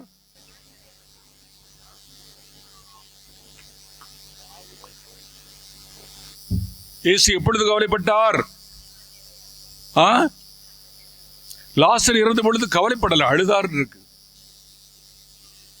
கவலைப்பட்டார். அப்போ கவலைப்பட்டார் இல்லை. யோவான் 12:27 பாருங்க. என் உள்ளம் கலக்கமுற்றுள்ளது, என் உள்ளம் கலக்கமுற்றுள்ளது. ஆண்டை இதை எடுத்து விடும் என்பேனோ? இல்லை இல்லை, இதற்காகத்தானே வந்தேன் அப்படிப்பார். என் உள்ளம் கலக்கமுற்றுள்ளது. அடிக்கடி அவருடைய சாவு பற்றிய நினைவு வரும். அந்த சாவு பற்றிய நினைவு வருகிற பொழுதெல்லாம் கலங்குவார், கலங்குவார், கலங்குவார். மத்தேயு 26:39 சொல்கிறது, என் ஆன்மா சாவுக்கு எதுவான வருத்தம் பற்றி இருக்கிறது அப்படிப்பார். என் ஆன்மா சாவுக்கு எதுவான வருத்தம். அப்படின்னு என்ன அர்த்தம்? செத்து போலாம் போல இருக்கு. தயவு செய்து தற்கொலை என்ற எண்ணம் வந்துவிடவே கூடாது. நான் தற்கொலை செய்ய போறேன் அப்படிங்கிற வார்த்தையை வாயால் உச்சரித்து விடக்கூடாது. நாம் எதை உச்சரிக்கிறோமோ அப்படித்தான் நம்முடைய வாழ்க்கை இருக்கும். சில பேர் ஏன் தற்கொலை பண்ணிக்கிட்டாங்க தெரியுமா? அவங்க வாழ்க்கையில் இந்த வார்த்தையை அடிக்கடி சொல்லிக்கிட்டே இருந்திருப்பாங்க. நான் தற்கொலை பண்ணிடுவேன், நான் செத்து போயிடுவேன். நம்முடைய வாயின் வார்த்தைகள் ரொம்ப முக்கியம். நம்முடைய வாயில் என்ன வார்த்தைகளை உச்சரிக்கிறோமோ அப்படித்தான் நம்முடைய வாழ்க்கை இருக்கும். ஏன்னா நம்முடைய காது கேட்குது பத்திகளா, காது கேட்குது பத்திகளா. என்னுடைய மதனி தற்கொலை பண்ணிக்கிட்டாங்க. ஏன்னா அவங்க அடிக்கடி இந்த வார்த்தை சொல்லுவாங்க, நான் தற்கொலை பண்ணிக்கிடுவேன், தற்கொலை பண்ணிக்கிடுவேன். ஒரு 14 முறை சொன்னால் போதும், அது உண்மையா வாழ்க்கையில் உண்மையாயிரும். ஆண்டவராக இயேசு கிறிஸ்து எவ்வளவு வேதனை அடைந்தார் என்றால், எவ்வளவு நெருக்கடிக்குள் உள்ளார் என்றால், என் ஆன்மா சாவுக்கு ஏதுவான வருத்தம் பற்றி இருக்கிறது. அப்படின்னு இயேசு சாவை ஏற்றுக்கொண்டார். கிறிஸ்து அருமையானவர்களே, உடல் கிழிக்கப்படும், ஆணிகளால் அறைவார்கள், நிர்வாணமாக்குவார்கள். அந்த உடல் வேதனையை விட அப்பாவை விட்டு பிரிந்திருக்க வேண்டும் என்ற ஒரு காரியம் இருக்கிறது. என் கடவுளை, என் கடவுளை ஏன் என்னை கைவிட்டீர் கதறினாரா இல்லையா? என் கடவுளை, என் கடவுளை ஏன் என்னை கைவிட்டீர்? பிதா கைவிட்டாரா? பிதா கைவிட்டாரா? இல்லை, இல்லை என்று தப்பாக சொல்லிவிட்டீர்கள். அவர் கைவிடலன்னா இயேசு ஏன் என்னை கைவிட்டீர்னு சொன்னார். அப்ப இயேசு சொன்னது பொய்யா? கிறிஸ்து அருமையானவர்களே, இயேசு எத்தனை மணி நேரம் சிலுவையில் தொங்கினார்? எத்தனை மணி நேரம் சிலுவையில் தொங்கினார்? 6 மணி நேரம். யோவான் மார்க் 15:23 சொல்லுகிறது, அவர் சிலுவையில் அறையப்படும் பொழுது காலை 9 மணி. 15:33 சொல்லுகிறது, அவர் மதியம் 3 மணிக்கு தன்னுடைய உயிரை விட்டார்.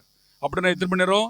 6 மணி நேரம். நண்பகல் வேளை நாடகம் இருள் உண்டாயிற்று. 10:27 பார்க்கிறோம். நண்பகல் வேளை நாடகம் இருள் உண்டாயிற்று. அப்படி இருள் உண்டாயிற்று என்ன அர்த்தம்? இருள் என்னதை குறிக்கிறது? பாவத்தை குறிக்கிறது. ஆதாம் தொடங்கி இயேசு வரப்போகிற காலம் வரை உள்ள கடைசி மனிதர்கள் வரை அத்தனை மனிதர்களுடைய பாவங்களும் சாபங்களும் ஒரு மனிதனாகிய இயேசு மேல் சுமத்தப்பட்டது. 2 கொரிந்தியர் 5:21 சொல்லுகிறது, பாவமே அறியாத அவரை பாவ நிலை ஏற்க செய்தார் கடவுள். பாவம்னா என்னன்னு தெரியாது, அப்படிப்பட்ட பரிசுத்தர். இயேசு பரிசுத்தரா இல்லையா? அவரிடத்தில் எந்த குற்றமும் கிடையாது. மத்தேயு 27:4 யூதா சொல்வான், மாசற்ற ரத்தத்தை காட்டி கொடுத்து விட்டேன். அவர் மாசற்றவர், என்னிடத்தில் பாவம் உண்டு என்று யார் சொல்லக்கூடும் அப்படின்னு சவால் விட்டவர். அப்படிப்பட்ட மாசற்றவரை பாவ பரிகார பலியாக பிதா நொறுக்க சித்தம் கொண்டார். ஏசாயா 53:10 சொல்லுகிறது, பிதா தன்னுடைய மகனை சிலுவையிலே நொறுக்க சித்தம் கொண்டார். நொறுக்க, ஏன்? நாம் நொறுக்கப்படக்கூடாது என்பதற்காக. இயேசு ஏன் சிலுவையிலே தலைகுனிந்து தொங்கினார்? நாம் அவரை பார்த்து தலை நிமிர்ந்து வாழ வேண்டும் என்பதற்காக. ஹல்லேலூயா. கிறிஸ்து அருமையானவர்களே, ஆண்டவராக இயேசு கிறிஸ்து அவர் இந்த உடலில் படப்போகிற வேதனைக்காக அவர் அழவில்லை. அப்பாவை விட்டு பிரிந்திருக்க வேண்டுமே. 3 மணி நேரம் பிரிந்திருக்கு. அந்த 3 மணி நேரம் பிரிந்திருந்தால்தான் இயேசு சிலுவை சாவின் வழியாக நமக்கு வெற்றி தர முடிந்தது. ஹல்லேலூயா. கிறிஸ்துவில் அருமையானவர்கள், நம்முடைய ஆண்டவர் இயேசு கிறிஸ்து எவ்வளவு நல்லவர் பார்த்தீங்களா? அவரை பற்றிய அறிவு, அவரை பற்றி நாம் படிக்கிற பொழுது, அவரை பற்றி நாம் மறைநூலை ஆய்வு செய்கிற பொழுது எவ்வளவு நல்ல கடவுளை நாம் பெற்றிருக்கிறோம், எவ்வளவு ஒரு அருமையான ஆண்டவரை நாம் பெற்றிருக்கிறோம் இல்லையா? ஒரு சிறுவனை பார்த்து அப்பா கேட்டாராம், மகனே நீ என்ன எவ்வளோ அன்பு செய்கிறா? உங்களை இவ்வளோ அன்பு செய்கிறம்பா.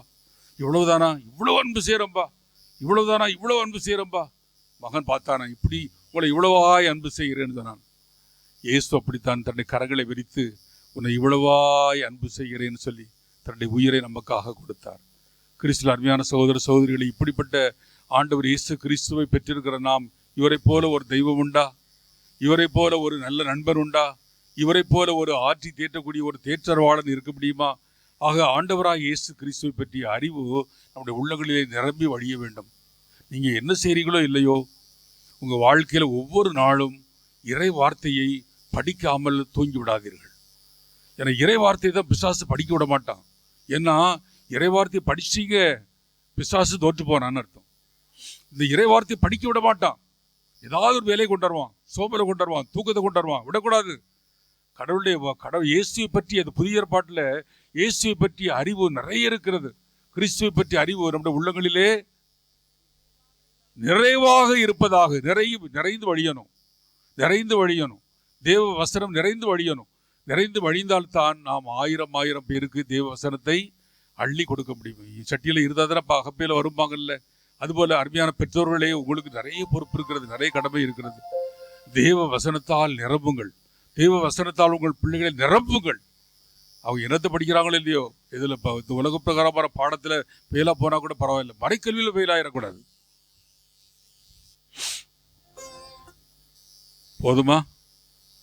போதுமா கை காட்டுறீங்க? போதாதுன்னு.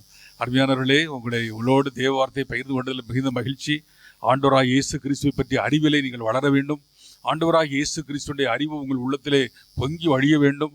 நீங்கள் ஆசீர்வதிக்கப்பட்டவர்கள். இந்த ஜெபக்குழுவில் இருக்கிற நீங்கள் அத்தனை பேரும் தேவ வசனத்தால் நிரம்பி ஆயிரம் பேருக்கு ஆசீர்வாதமாக இருக்க வேண்டும் என்று உங்களை மனதார வாழ்த்துகிறேன். ஆண்டவர்களை ஆசீர்வதிப்பாராக. இந்த அப்பரசத்தின் வழியாக ஒப்பு கொடுக்க போறீங்க, இப்படிதானே? இந்த அப்பரசத்தின் வழியாக என்னத்தை கொடுக்க போறீங்க? இது முக்கியமான நேரம். திருப்பலியில் இது முக்கியமான நேரம். தயவு செய்து தெரிந்து கொள்ளுங்கள். கூடுமானவரை தினசரி திருப்பலிக்கு செல்லுங்கள். முடியவில்லை என்றால் ஞாயிற்றுக்கிழமை முழு திருப்பலியில் பங்கு பெறுங்கள். ஏன் தெரியுமா? திருப்பலியில் பரிசுத்த ஆவியானவர் மெய்யாகவே அசைவாடி கொண்டிருக்கிறார். ஒரு சம்பவத்தை சொல்லி பிடிக்கிறேன். இப்போ நான் பண்ணகுடியில் இருந்த பொழுது பேருந்து நிலையம் பக்கத்தில் ஒரு மரியன்னை ஆலயம்னு ஒன்று இருக்குது. நான் பிதாசுதன் பரிசுத்தாவின் போடும்போது ஆலயத்தினுடைய வாசலில் இருந்து ஒரு அழகான வெண்புறா பறந்து வந்து இந்த பாடுபட்ட சுருவத்தின் மேலே வந்து அமர்ந்தது. ஆகவே உடைய தூய ஆவியை பொழிந்து அப்படின்னு அந்த பரிசுத்த ஆவியானவர் அப்பரசத்தின் மேல் எழுந்தருளி வர வேண்டும் என்று கைகளை வைத்த பொழுது அந்த வெண்புறா பறந்து இந்த பீடத்தினுடைய மூலைப்பகுதியில் வந்து அமர்ந்தது.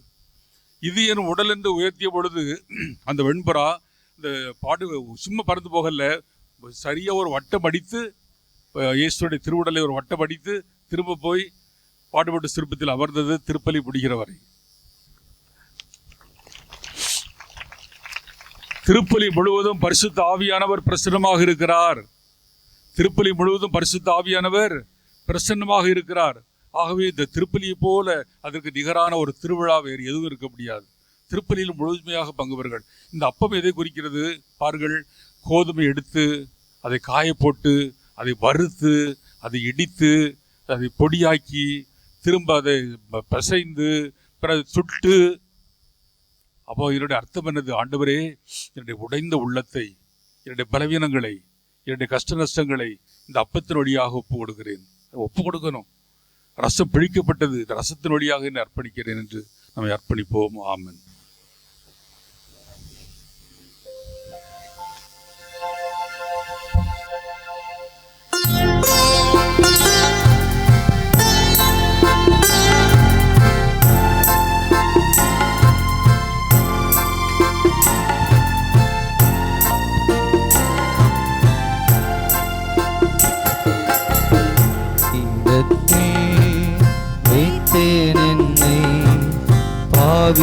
என்னை ஏற்றுக்கொள்ளும்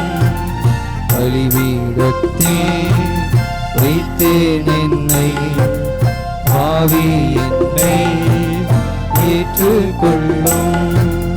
நிலையில்லா இந்த உலகில் நித்தமுன் பாதையிலே, நிலையில்லா இந்த உலகில் நித்தமுன் பாதையிலே, நின் சித்தம் போலும் கரத்தால், நின் சித்தம் போலும் கரத்தால் நித்தம் வழி நடத்தும், நித்தம் வழி நடத்தும்.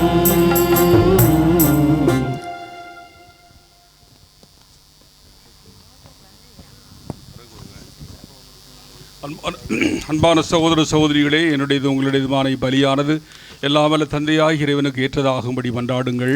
ஆண்டவர் தமது திருப்பெயரின் புகழ்ச்சிக்காகவும் மாட்சிக்காகவும் நமது நன்மைக்காகவும் புனித திரு அவை அனைத்து நலனுக்காகவும் உமது கைகளில் பலியாகுவாராக. எங்கள் அன்பு தகப்பனே, உங்களுடைய பிள்ளைகளாக எங்களோடு பேசுனீங்கப்பா.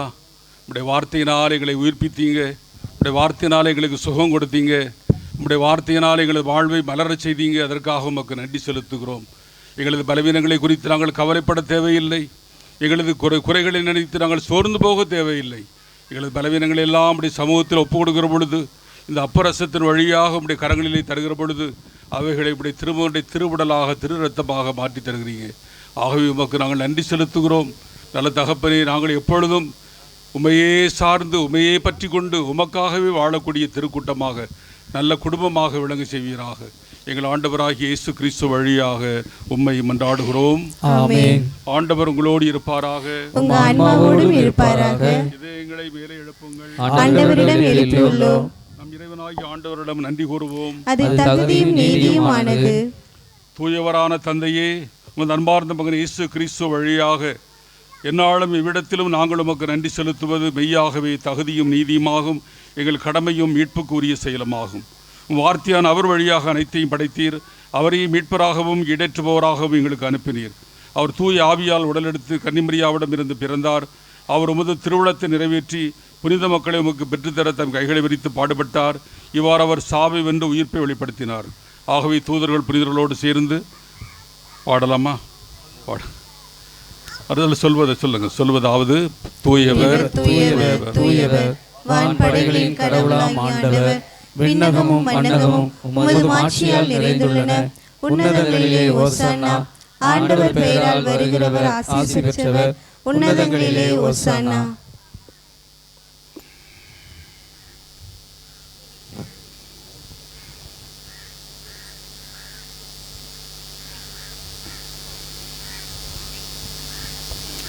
அன்பு தந்தையே, நீர் மெய்யாகவே தூயவர், தூய்மை அனைத்துக்கும் ஊற்று.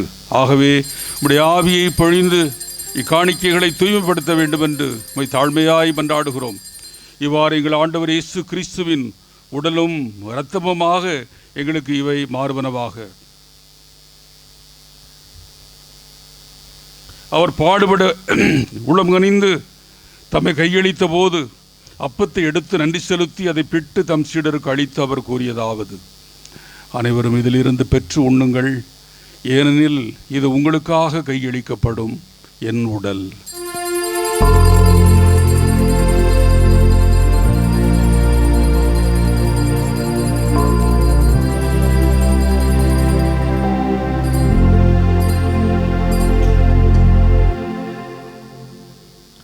அவ்வண்ணமே இரவிருந்தை அருந்திய பின் கிண்ணத்தையும் எடுத்து நன்றி செலுத்தி தம் சீடர்களுக்கு அளித்து அவர் கூறியதாவது: அனைவரும் இதிலிருந்து பெற்று பருகுங்கள், ஏனெனில் இது புதிய நிலையான உடன்படிக்கைக்கு உரிய என் இரத்தத்தின் கிண்ணம்.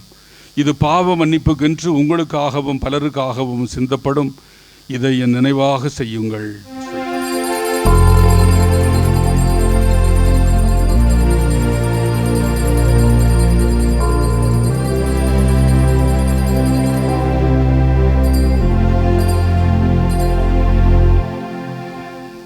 நம்பிக்கையின் மறைபொருள்: நீர் வருமளவும் உமது இறப்பினை அறிக்கையிடுகின்றோம், உமது உயிர்ப்பினையும் எடுத்துரைக்கின்றோம். ஆகவே அன்பு தந்தையே, நாங்கள் கிறிஸ்துவின் இறப்பையும் உயிர்ப்பையும் நினைவு கூர்ந்து வாழ்வு தரும் அப்பத்தையும் மீட்பளிக்கும் கிண்ணத்தையும் உமக்கு ஒப்புக் கொடுக்கிறோம். திரும்ப நின்று உமக்கு ஊழியம் புரிய தகுந்தவர்களை எங்களை ஏற்றுக்கொண்டதற்காக நன்றி செலுத்துகிறோம். கிறிஸ்துவின் உடலிலும் இரத்தத்திலும் பங்கு கொள்ளும் எங்களை தூய ஆவியார் ஒன்று சேர்க்க வேண்டுமென நம்மை தாழ்மையுடன் மன்றாடுகிறோம். தந்தையை உலகெங்கும் பரவியிருக்கும்படி திரு அவையை சிறப்பாக எங்கள் திருத்தந்தை லியோ, எங்கள் ஆயர் ஸ்டீபன், எல்லா திருநிலையினர், இங்கு குழுமியிருக்கிற உம்முடைய பிள்ளைகள் ஒவ்வொருவரையும், ஒவ்வொரு குடும்பத்தையும், ஒவ்வொருவரையும் பெயர் பெயராய் ஆசீர்வதித்து நன்மைகளால் நிரப்பி உம்முடைய திருமகனை பற்றிய அறிவில் ஞானமுள்ளவர்களாய் தேர்ச்சி பெற்றவர்களாய் விளங்க செய்வீராக.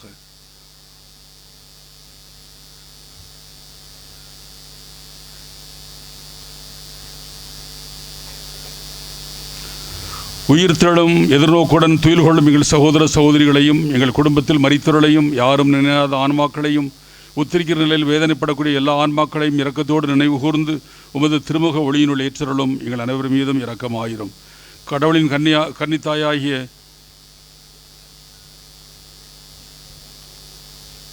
புனித மரியா, அவருடைய கணவரான புனித யோசேப்பு, புனித திருத்தூதர்கள், இவ்வுலகில் உமக்கு உகந்தவராய் இருந்தோர் ஆகிய புனிதர் அனைவருடனும் நாங்கள் நிலைவாழ்வில் பங்கு கொள்ளும் தகுதி பெற்று திருமகன் இயேசு கிறிஸ்து வழியாக உம்மை புகழ்ந்தேத்தும் வரமருள உம்மை மன்றாடுகிறோம்.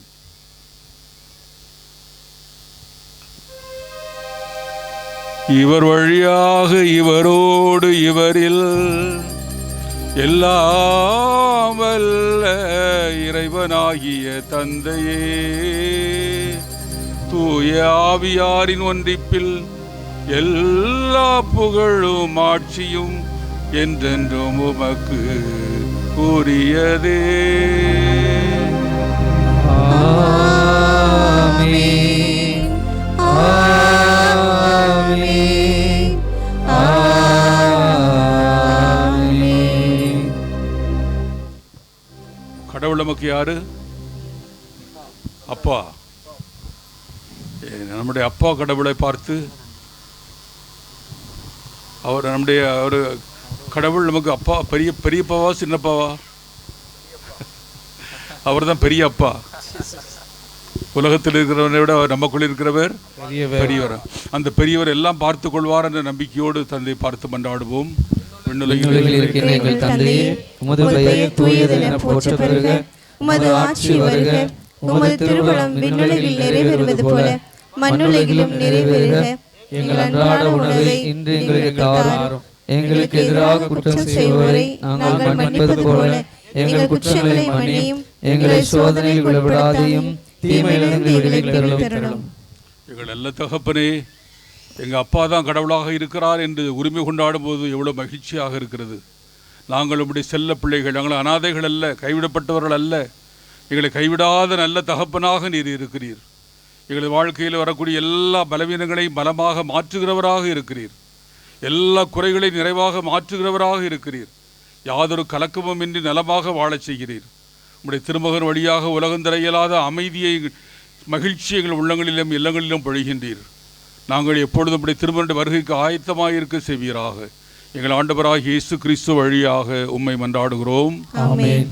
ஆண்டவருடைய அமைதி உங்களோடு என்னும் இருப்பதாக. ஒருவருக்கொருவர் அமைதியை பகிர்ந்து கொள்வோம். அமைதி. உலகின் பாவங்களை போக்கும் இறைவனின் செம்மறியே, எங்கள் மேல் இரக்கமாயிரும். உலகின் பாவங்களை போக்கும் இறைவனின் செம்மறியே, எங்கள் மேல் இரக்கமாயிரும். உலகின் பாவங்களை போக்கும் இறைவனின் செம்மறியே, எங்களுக்கு அமைதி அளித்தருளும்.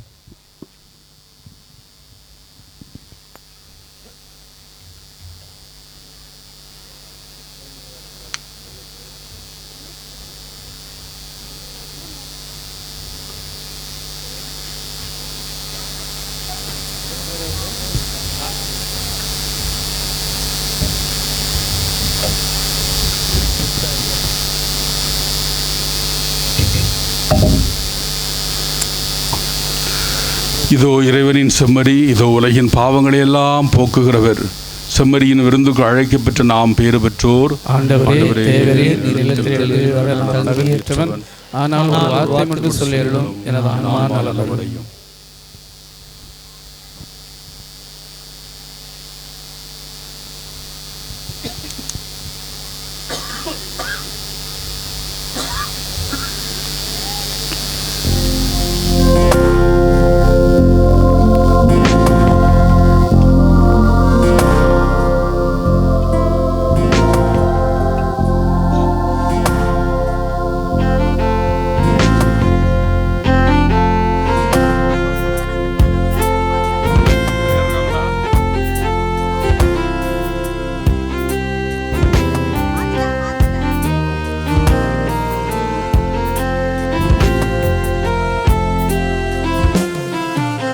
குறையாத அன்பு கடல் போல வந்து நிறைவாக என்னில் அலை மோதுதே. அந்த அலை மீதிலே இயேசு அசைந்தாடி வரவே பல கோடி கீதம் உருவாகுதே. குறையாத அன்பு கடல் போல வந்து நிறைவாக என்னில் அலை மோதுதே. அந்த அலை மீது இயேசு அசைந்தாடி வரவே பல கோடி கீதம் உருவாகுதே.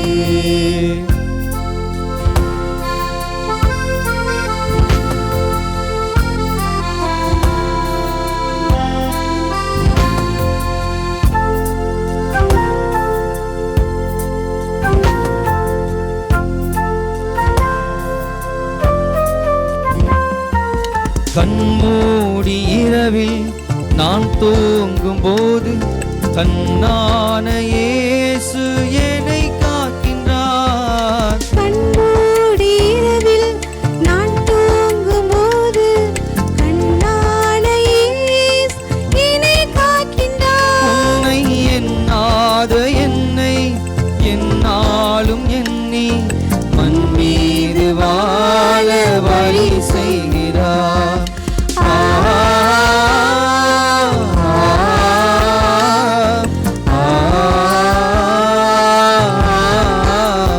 நான் மண் மீது வாழ வழி செய்கிறார்.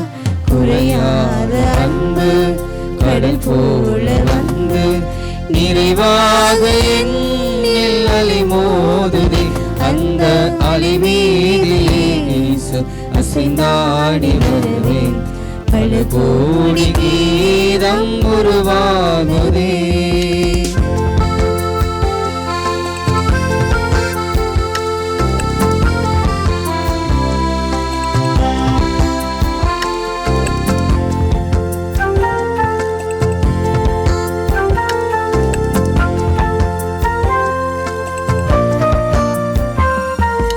அடிவானம் தோன்றும் விடிவெள்ளி என்றும் தொடர்கின்ற இரவின் முடிவாகுமே. அடிவானம் தோன்றும் விடிவெள்ளி என்றும் தொடர்கின்ற இரவின் முடிவாகுமே. மண்ணில் துடிக்கின்ற ஏழை படிக்கின்ற கண்ணீர் துடைக்கின்ற இயேசு அரசாகுமே.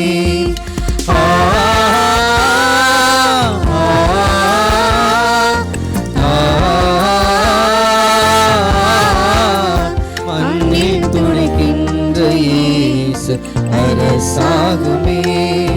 குறையாத அன்பு கடல் போல வந்து நிறைவாக என்னில் அலை மோதுதே. அந்த அலை மீது இயேசு அசைந்தாடி வரவே பல கோடி கீதம் உருவாகுமே.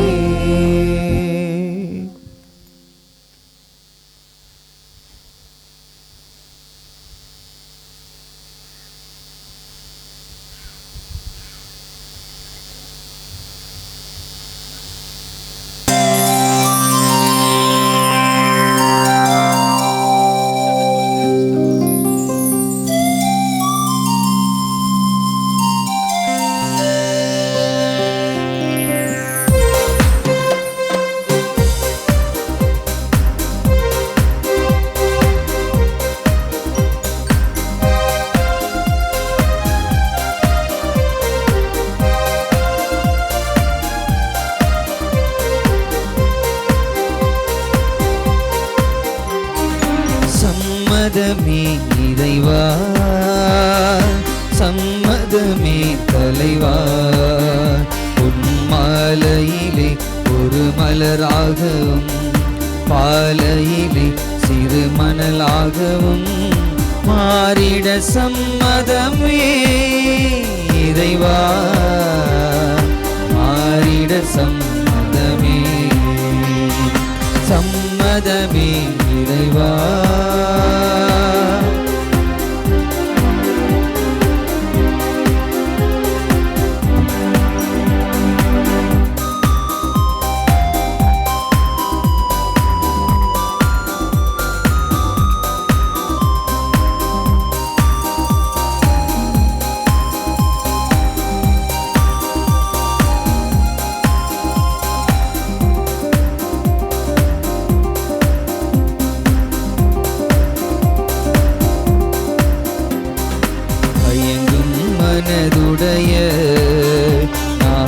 உனக்காகவே உன் பணிக்காகவே வாழ்ந்திட வரம் தருவாய். எங்கும் மனதுடைய நான் உனக்காகவே உன் பணிக்காகவே வாழ்ந்திட வரம் தருவாய். கருவாக என்னை படைத்து உயர் கண்மணியாய் என்னை வளர்த்து கருவாக என்னை படைத்து உயர் கண்மணியாய் என்னை வளர்த்து கரமதிலே உருப்பதித்து கருத்துடனே என்னை காக்கின்றாய். சம்மதமே இறைவா.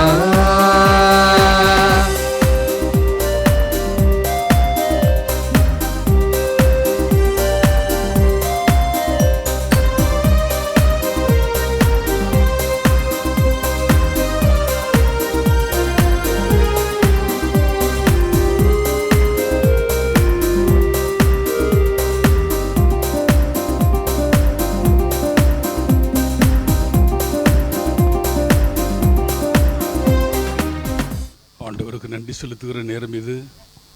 த மோஸ்ட் ப்ரெஷியஸ் டைம் இதுதான்.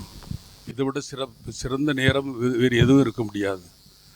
உலகம் கொள்ள முடியாத கடவுள் நற்கருணைநாதராக அப்பத்தின் வடிவத்தில் நமக்குள் எழுந்தருளி வந்திருக்கிறார். பரிசுத்த ஆவியானவருடைய அபிஷேகம் வேணும்னா இதுதான் சிறந்த நேரம். இது ஆரவாரத்தில் அல்ல, அமைதியான இந்த நேரத்தில் இயேசு நமக்குள் எழுந்தருளி இருக்கிறார். அவருக்கு நன்றி சொல்லி கொண்டிருந்தாலே போதும். நமக்குள் இருக்கிற பரிசுத்த ஆவியானவர் மகிழ்ச்சியோடு ஆடி பாடுவார், நமக்கு துள்ளி மகிழ்வார். அந்த அனுபவத்தை உணர முடியும். இது அனுபவ அறிவு. இது நான் சொல்வது பரிசுத்த ஆவியானவரை பெற்றுக்கொள்வதற்கு எளிதான வழி. ஆண்டவராய் இயேசு கிறிஸ்துவை உட்கொண்டிருக்கிற நேரத்தில் பராக்கு பார்க்காமல் உங்கள் வாழ்க்கையில் பரிசுத்த ஆவியானவருடைய அசைவாடுதலை அனுபவத்தை பெற வேண்டும் என்றால் நற்செய்தி கூட்டங்கள் வழியாக பெறலாம். ஆனால் ரொம்ப எளிதான ஒரு காரியம். நற்கருணைநாதரை திருப்பலியில் உட்கொண்ட பிறகு நன்றி சொல்லுங்கள். நன்றி இயேசுவே, நன்றி அப்பா, நன்றி ஆண்டவரே, நன்றி ராஜா, நன்றி சொல்லிக்கொண்டே இருங்கள். இந்த நேரத்தில் பராக்கு பார்க்கக்கூடாது. யாரோ எவரோ எங்கே என்ன ட்ரெஸ் பண்ணியிருக்கிறாங்க, எப்படி நன்மை வாங்குறாங்க அப்படிலாம் பார்க்கக்கூடாது. நிறைய இடங்களில் இதுதான் நடந்துக்கிட்டு இருக்கு. யார் எங்கே இருக்கிறாங்க, என்ன செய்கிறாங்க, என்ன ட்ரெஸ் பண்ணியிருக்கிறாங்க அப்படின்னு சொல்லி பராக்கு பார்க்குற நேரம் அல்ல இது. உலகம் கொள்ள முடியாத அவ்வளோ பெரிய தெய்வத்தை அப்பத்தின் வடிவத்தில் உட்கொண்டிருக்கிறோம்னா சாதாரண காரியம் அல்ல. இயேசுக்கு எவ்வளவோ நன்றி சொல்ல நமக்குள் கலந்திருக்கிறார். ஊனோடு ஊனாக இரத்தத்தோடு இரத்தமாக கலந்திருக்கிற இந்த நேரத்தில் நாம் அவருக்கு நன்றி செலுத்துகிற பொழுது நமக்குள் இருக்கிற பரிசுத்த ஆவியானவர் நம்மை மகிழ்ச்சியால் நிரப்புவார். அவர் சந்தோஷப்படுவார். நாம் நன்றி சொல்ல சொல்ல ரோமர் 8:28 சொல்லுகிறது, நமக்குள் இருக்கிற பரிசுத்த ஆவியானவர் சகல திண்மைகளையும் நன்மையாக மாற்றுகிறார். சகல திண்மைகளை நன்மையாக மாற்றுகிறார். உங்கள் வாழ்க்கையில் என்னென்ன திண்மைகளோடு போராடுறீங்களோ அது எல்லாம் நன்மையாக மாறும். எல்லாம் நன்மையாக மாறும். நன்றி தான் வேணும். நன்றி சொல்ல சொல்ல அவருடைய அருள் பெருகும். அருள் பெருக பெருக பொருள் பெருகும். இது சத்தியத்தை மறந்துடாதீங்க. என்ன எனக்கு அது வேணும் இது வேணும்லாம் ஒன்றும் கேட்காதீங்க. இயேசுவே, நான் உங்களுடைய பிள்ளை, உங்களுக்காக வாழ நான் வந்திருக்கிறேன். உங்களை போல நீடிய பொறுமையோடு, அசகிப்பு தன்மையோடு, அமைதியோடு, மன்னிக்கிற மனப்பான்மையோடு நான் வாழ என்னை அர்ப்பணிக்கிறேன்னு சொல்லி நன்றி மட்டும் சொல்லிக்கொண்டே இருங்க. நன்றி, நன்றி அப்பா. இயேசுராஜா உமக்கு நன்றி. இயேசுவே உமக்கு நன்றி. நீர் எவ்வளவு நல்லவர், ஆண்டவர் எவ்வளவு நல்லவர் என்று சுவைத்து பாருங்கள் என்று திருப்பாடல் ஆசிரியர் சொல்லுகிறார் என்றால் நாங்கள் எவ்வளவோ சொல்ல வேண்டும். உண்மை உணவாக உட்கொள்ள பெயர் பெற்றிருக்கிற நாங்கள் எவ்வளவோ உண்மை ரசிக்க வேண்டும், ருசிக்க வேண்டும். நீர் எவ்வளவு நல்லவர் என்பதை இந்த உலகத்திற்கு நாங்கள் எடுத்து சொல்ல வேண்டும். அப்பா நல்ல இயேசுவே உமக்கு நன்றி. உடைய பிள்ளைகளாகிய நாங்கள் மனம் குளிர நன்றி செலுத்துகிறோம். இந்த நாட்களில் நீ தந்து கொண்டிருக்கிற தேவ அமுதத்துக்காக, நல்ல உற்சாகமான பாடல்களுக்காக, ஆண்டவரை இறைவார்த்தை எங்களுக்கு தருகிற பல வழிமுறைகளுக்காக நாங்கள் உமக்கு நன்றி செலுத்துகிறோம். நல்ல தகப்பனே இயேசுவே உமக்கு கோடி நன்றிகள். எங்களது திண்மைகள் எல்லாம் நன்மையாக மாறுகிறது. எங்களது பலவீனமெல்லாம் பலமாக மாறுகிறது. எங்களது குறைகள் எல்லாம் நிறைவாக மாறுகிறது. எங்களது கவலையெல்லாம் களிப்பாக மாறுகிறது. இயேசுவே உமக்கு நன்றி. நன்றி அப்பா, உமக்கு நன்றி. எங்கள் வாழ்க்கையில் பெரிய காரியங்களை செய்கிறவராக இருக்கிறீர். உன்னை அதிசயங்களை காண செய்வீர் என்று வாக்களித்திருக்கிறீரே. உன்னை அதிசயங்களை காண செய்வீர் என்றால் நீர் அதிசயமானவர், வியப்புக்குரியவர், பெரிய காரியங்களை செய்ய வல்லவர். எங்களை கண்மணி போல காக்க நீர் வல்லவராக இருக்கிறீர். எங்களுக்குள் ஒரு பெரிய மாற்றத்தை ஏற்படுத்தி இருக்கிறீர். எங்களுக்குள் ஒரு பெரிய மாற்றத்தை ஏற்படுத்தி இருக்கிறீர். நான் இப்படித்தான் வாழ்வேன், வாழ்வேன். என்னுடைய இயேசுக்காகவே, என் வாழ்க்கை முழுவதும் இயேசுக்காக, என்னுடைய இயேசுவை விட மேலாக எவரையும் எதையும் நான் அன்பு செய்ய மாட்டேன். இயேசுவை தான் நான் அதிகமாக அன்பு செய்வேன். அவருக்கு தான் நான் முதலிடம் கொடுப்பேன். அவருடைய வார்த்தைக்கு தான் கீழ்ப்படிவேன் என்று ஒப்பு கொடுத்திருக்கிற ஒவ்வொரு மகனையும் மகளையும் நீர் ஆசீர்வதிப்பதற்காக உமக்கு நன்றி. நன்மைகளால் முடிசூட்டுவதற்காக நன்றி. நல்ல இயேசுவே உமக்கு நன்றி அப்பா. ஓ ஆண்டவரே, தேவையில்லாத கவலையிலிருந்து விடுவிப்பதற்காக உமக்கு நன்றி. தேவையில்லாத பயத்திலிருந்து விடுவிப்பதற்காக உமக்கு நன்றி. ஓ இயேசுவே உமக்கு நன்றி. நன்றி ராஜாவே உமக்கு நன்றி. நன்றி இயேசுவே, நன்றி அப்பா, உமக்கு நன்றி. உமக்கே மகிமை செலுத்துகிறோம். ஜெப கூட்டத்தை வழிநடத்துகிற அருமையான சகோதர சேவியர்களுக்காக கோடி நன்றிகளப்பா. எத்தனையோ ஆண்டுகளாக உமக்கு உண்மையாய் உத்தம ஊழியனாய் ஊழியம் செய்து கொண்டிருக்கிற அவரை ஆசீர்வதியும். அவரால் உருவாக்கப்படுகிற ஒவ்வொருவருக்காக நன்றி செலுத்துகிறோம். ஆண்டவர், இந்த அருமையான கூட்டத்தை ஏற்பாடு செய்த, இதற்காக உழைத்த ஒத்துழைத்த ஒவ்வொருவருக்காக நன்றி செலுத்துகிறோம். ஒருவர் கூட வெட்கப்பட்டு போகாதபடி தலையிலிருந்து நடக்க முடியாய் வெற்றி பவனிலை நடத்துவதற்காக நல்ல இயேசுவே உமக்கு நாங்கள் நன்றி செலுத்துகிறோம். நான் ஒவ்வொருவருடைய கரம் பற்றி நடத்துவதற்காக நன்றி. ஒவ்வொருவரை ஆசீர்வதிப்பதற்காக நன்றி. இதுதான் வழி என்று குரல் கொடுப்புகிற போதகராக இருப்பதற்காக உமக்கு நன்றி. நல்ல தோழராக இருந்து தட்டி கொடுப்பதற்காக உமக்கு நன்றி. ஆசீர்வதிப்பதற்காக நன்றி. நானும் என்னுடைய வீட்டாரமோ என்றால் ஆண்டவரையை தொழுவோம் என்று யோசுவா சொன்னது போல ஆண்டவரை ஒரு வைராக்கியமுள்ள குடும்பமாக, வைராக்கியமுள்ள பெற்றோராக, வைராக்கியமுள்ள பிள்ளைகளாக விளங்க செய்வதற்காக உமக்கு நன்றி. நன்றி அப்பா, உமக்கு நன்றி, நன்றி, நன்றி. நல்ல இயேசுவே உமக்கு நன்றி, நன்றி. நல்ல அப்பா இயேசுவே உமக்கு நன்றி. உமக்கே மகிமை செலுத்துகிறோம், உமக்கே மகிமை செலுத்துகிறோம். நீரே மாட்சிமைக்குரியவர், நீரே போற்றுதலுக்குரியவர். அப்பா இயேசுவே உமக்கு நன்றி, நன்றி. தர்மையான நம்முடைய பிள்ளைகள் ஒவ்வொருவரையும் நிரம்ப நிரம்ப ஆசீர்வதிப்பதற்காக நன்றி. எபேசியர் 3:20 படி வேண்டுவதற்கும் நினைப்பதற்கும் மிக அதிகமாக செய்ய வல்லவராக விளங்குவதற்காக உமக்கு நன்றி. நம்முடைய பிள்ளைகளுக்கு கால் பலவீனத்தை பலமாக மாற்றுவதற்காக நன்றி. மான் கால்களைப் போல துள்ளி ஓடச் செய்வதற்காக உமக்கு நன்றி. சரீர பலவீனங்களை பலமாக மாற்றுவதற்காக நன்றி. கண்களிலே நல்ல வெளிச்சத்தை தருவதற்காக உமக்கு நன்றி. இயேசுவே உமக்கு நன்றி செலுத்துகிறோம். நல்ல இயேசுவே உமக்கு நன்றி, நன்றி அப்பா, உமக்கு நன்றி, நன்றி ஆண்டவரே, உமக்கு நன்றி, நன்றி இயேசுவே உமக்கு நன்றி. இருதய பலவீனங்களை பலமாக மாற்றுவதற்காக உமக்கு நன்றி. இருதய பலவீனத்தை பலமாக மாற்றுவதற்காக நன்றி. இயேசுவே உமக்கு நன்றி அப்பா, நன்றி, நன்றி ஆண்டவரே, உமக்கு நன்றி. மூச்சு வாங்குவதிலே ஆண்டவரை குறையுள்ளவர்களுக்கு நல்ல நல்ல மூச்சு வாங்கக்கூடிய அளவுக்கு நுரையீரல்களை ஆசீர்வதிப்பதற்காக உமக்கு நன்றி. தொண்டையை ஆசீர்வதிப்பதற்காக நன்றி. குரல் வளத்தை ஆசீர்வதிப்பதற்காக நன்றி. நன்றி நன்றி இயேசுப்பா, நன்றி இயேசுவே, நன்றி ஆண்டவரே, உமக்கு நன்றி செலுத்துகிறோம். புது படைப்பாய் மாற்ற வல்லவரே உமக்கு நன்றி. புது படைப்பாய் மாற்ற வல்லவரே உமக்கு நன்றி. பழுதான கிட்னியை புது கிட்னியாக மாற்ற வல்லவர், புது படைப்பாக மாற்ற வல்லவர், புது உறுப்பை தர வல்லவர். எல்லாம் முடியும். இயேசுவே, எங்களுக்குள் வந்திருக்கிறீர். உடைய தூய இரத்தம் எங்களுக்குள் பாய்ந்து வந்திருக்கிறது. உடைய திரு உடல் எங்களுக்குள் கலந்திருக்கிறது. இயேசுவே உமக்கு நன்றி. உம்மை போல மாற்றுவதற்காக உமக்கு நன்றி. உடைய திருவுடலை எங்களுக்கு தந்துவிட்டதற்காக உமக்கு நன்றி. இனிமே நோய் இல்லை, பயம் இல்லை, கவலை இல்லை. ஏனென்றால் சர்வ வல்லவர் எங்களுக்குள் இருக்கிறீர். எங்களை ஆசீர்வதிக்கிறீர். உமக்கே மகிமை செலுத்தி உடைய ஆசீர்வாதங்களை எடுத்துக் கொள்கிறோம். என்னென்னு வாழ்ந்து ஆட்சி செய்ய எங்கள் இயேசுவே உம்மை மன்றாடுகிறோம். ஆமென். ஆண்டவர் உங்களோடு இருப்பாராக, உம் ஆன்மாவோடும் இருப்பாராக. எல்லாமல்ல இறைவன் தந்தை, மகன், தூயாவியார் உங்கள் அனைவரையும் நிரம்ப ஆசீர்வதிப்பாராக. ஆமென். நீங்கள் வேண்டுவதற்கு நினைப்பதற்கு மிக மேலான நன்மைகள் எல்லாம் ஏராளமாய் பெற்று சென்று வாழுங்கள். திருப்பலி நிறைவேறிற்று. இறைவனுக்கு நன்றி.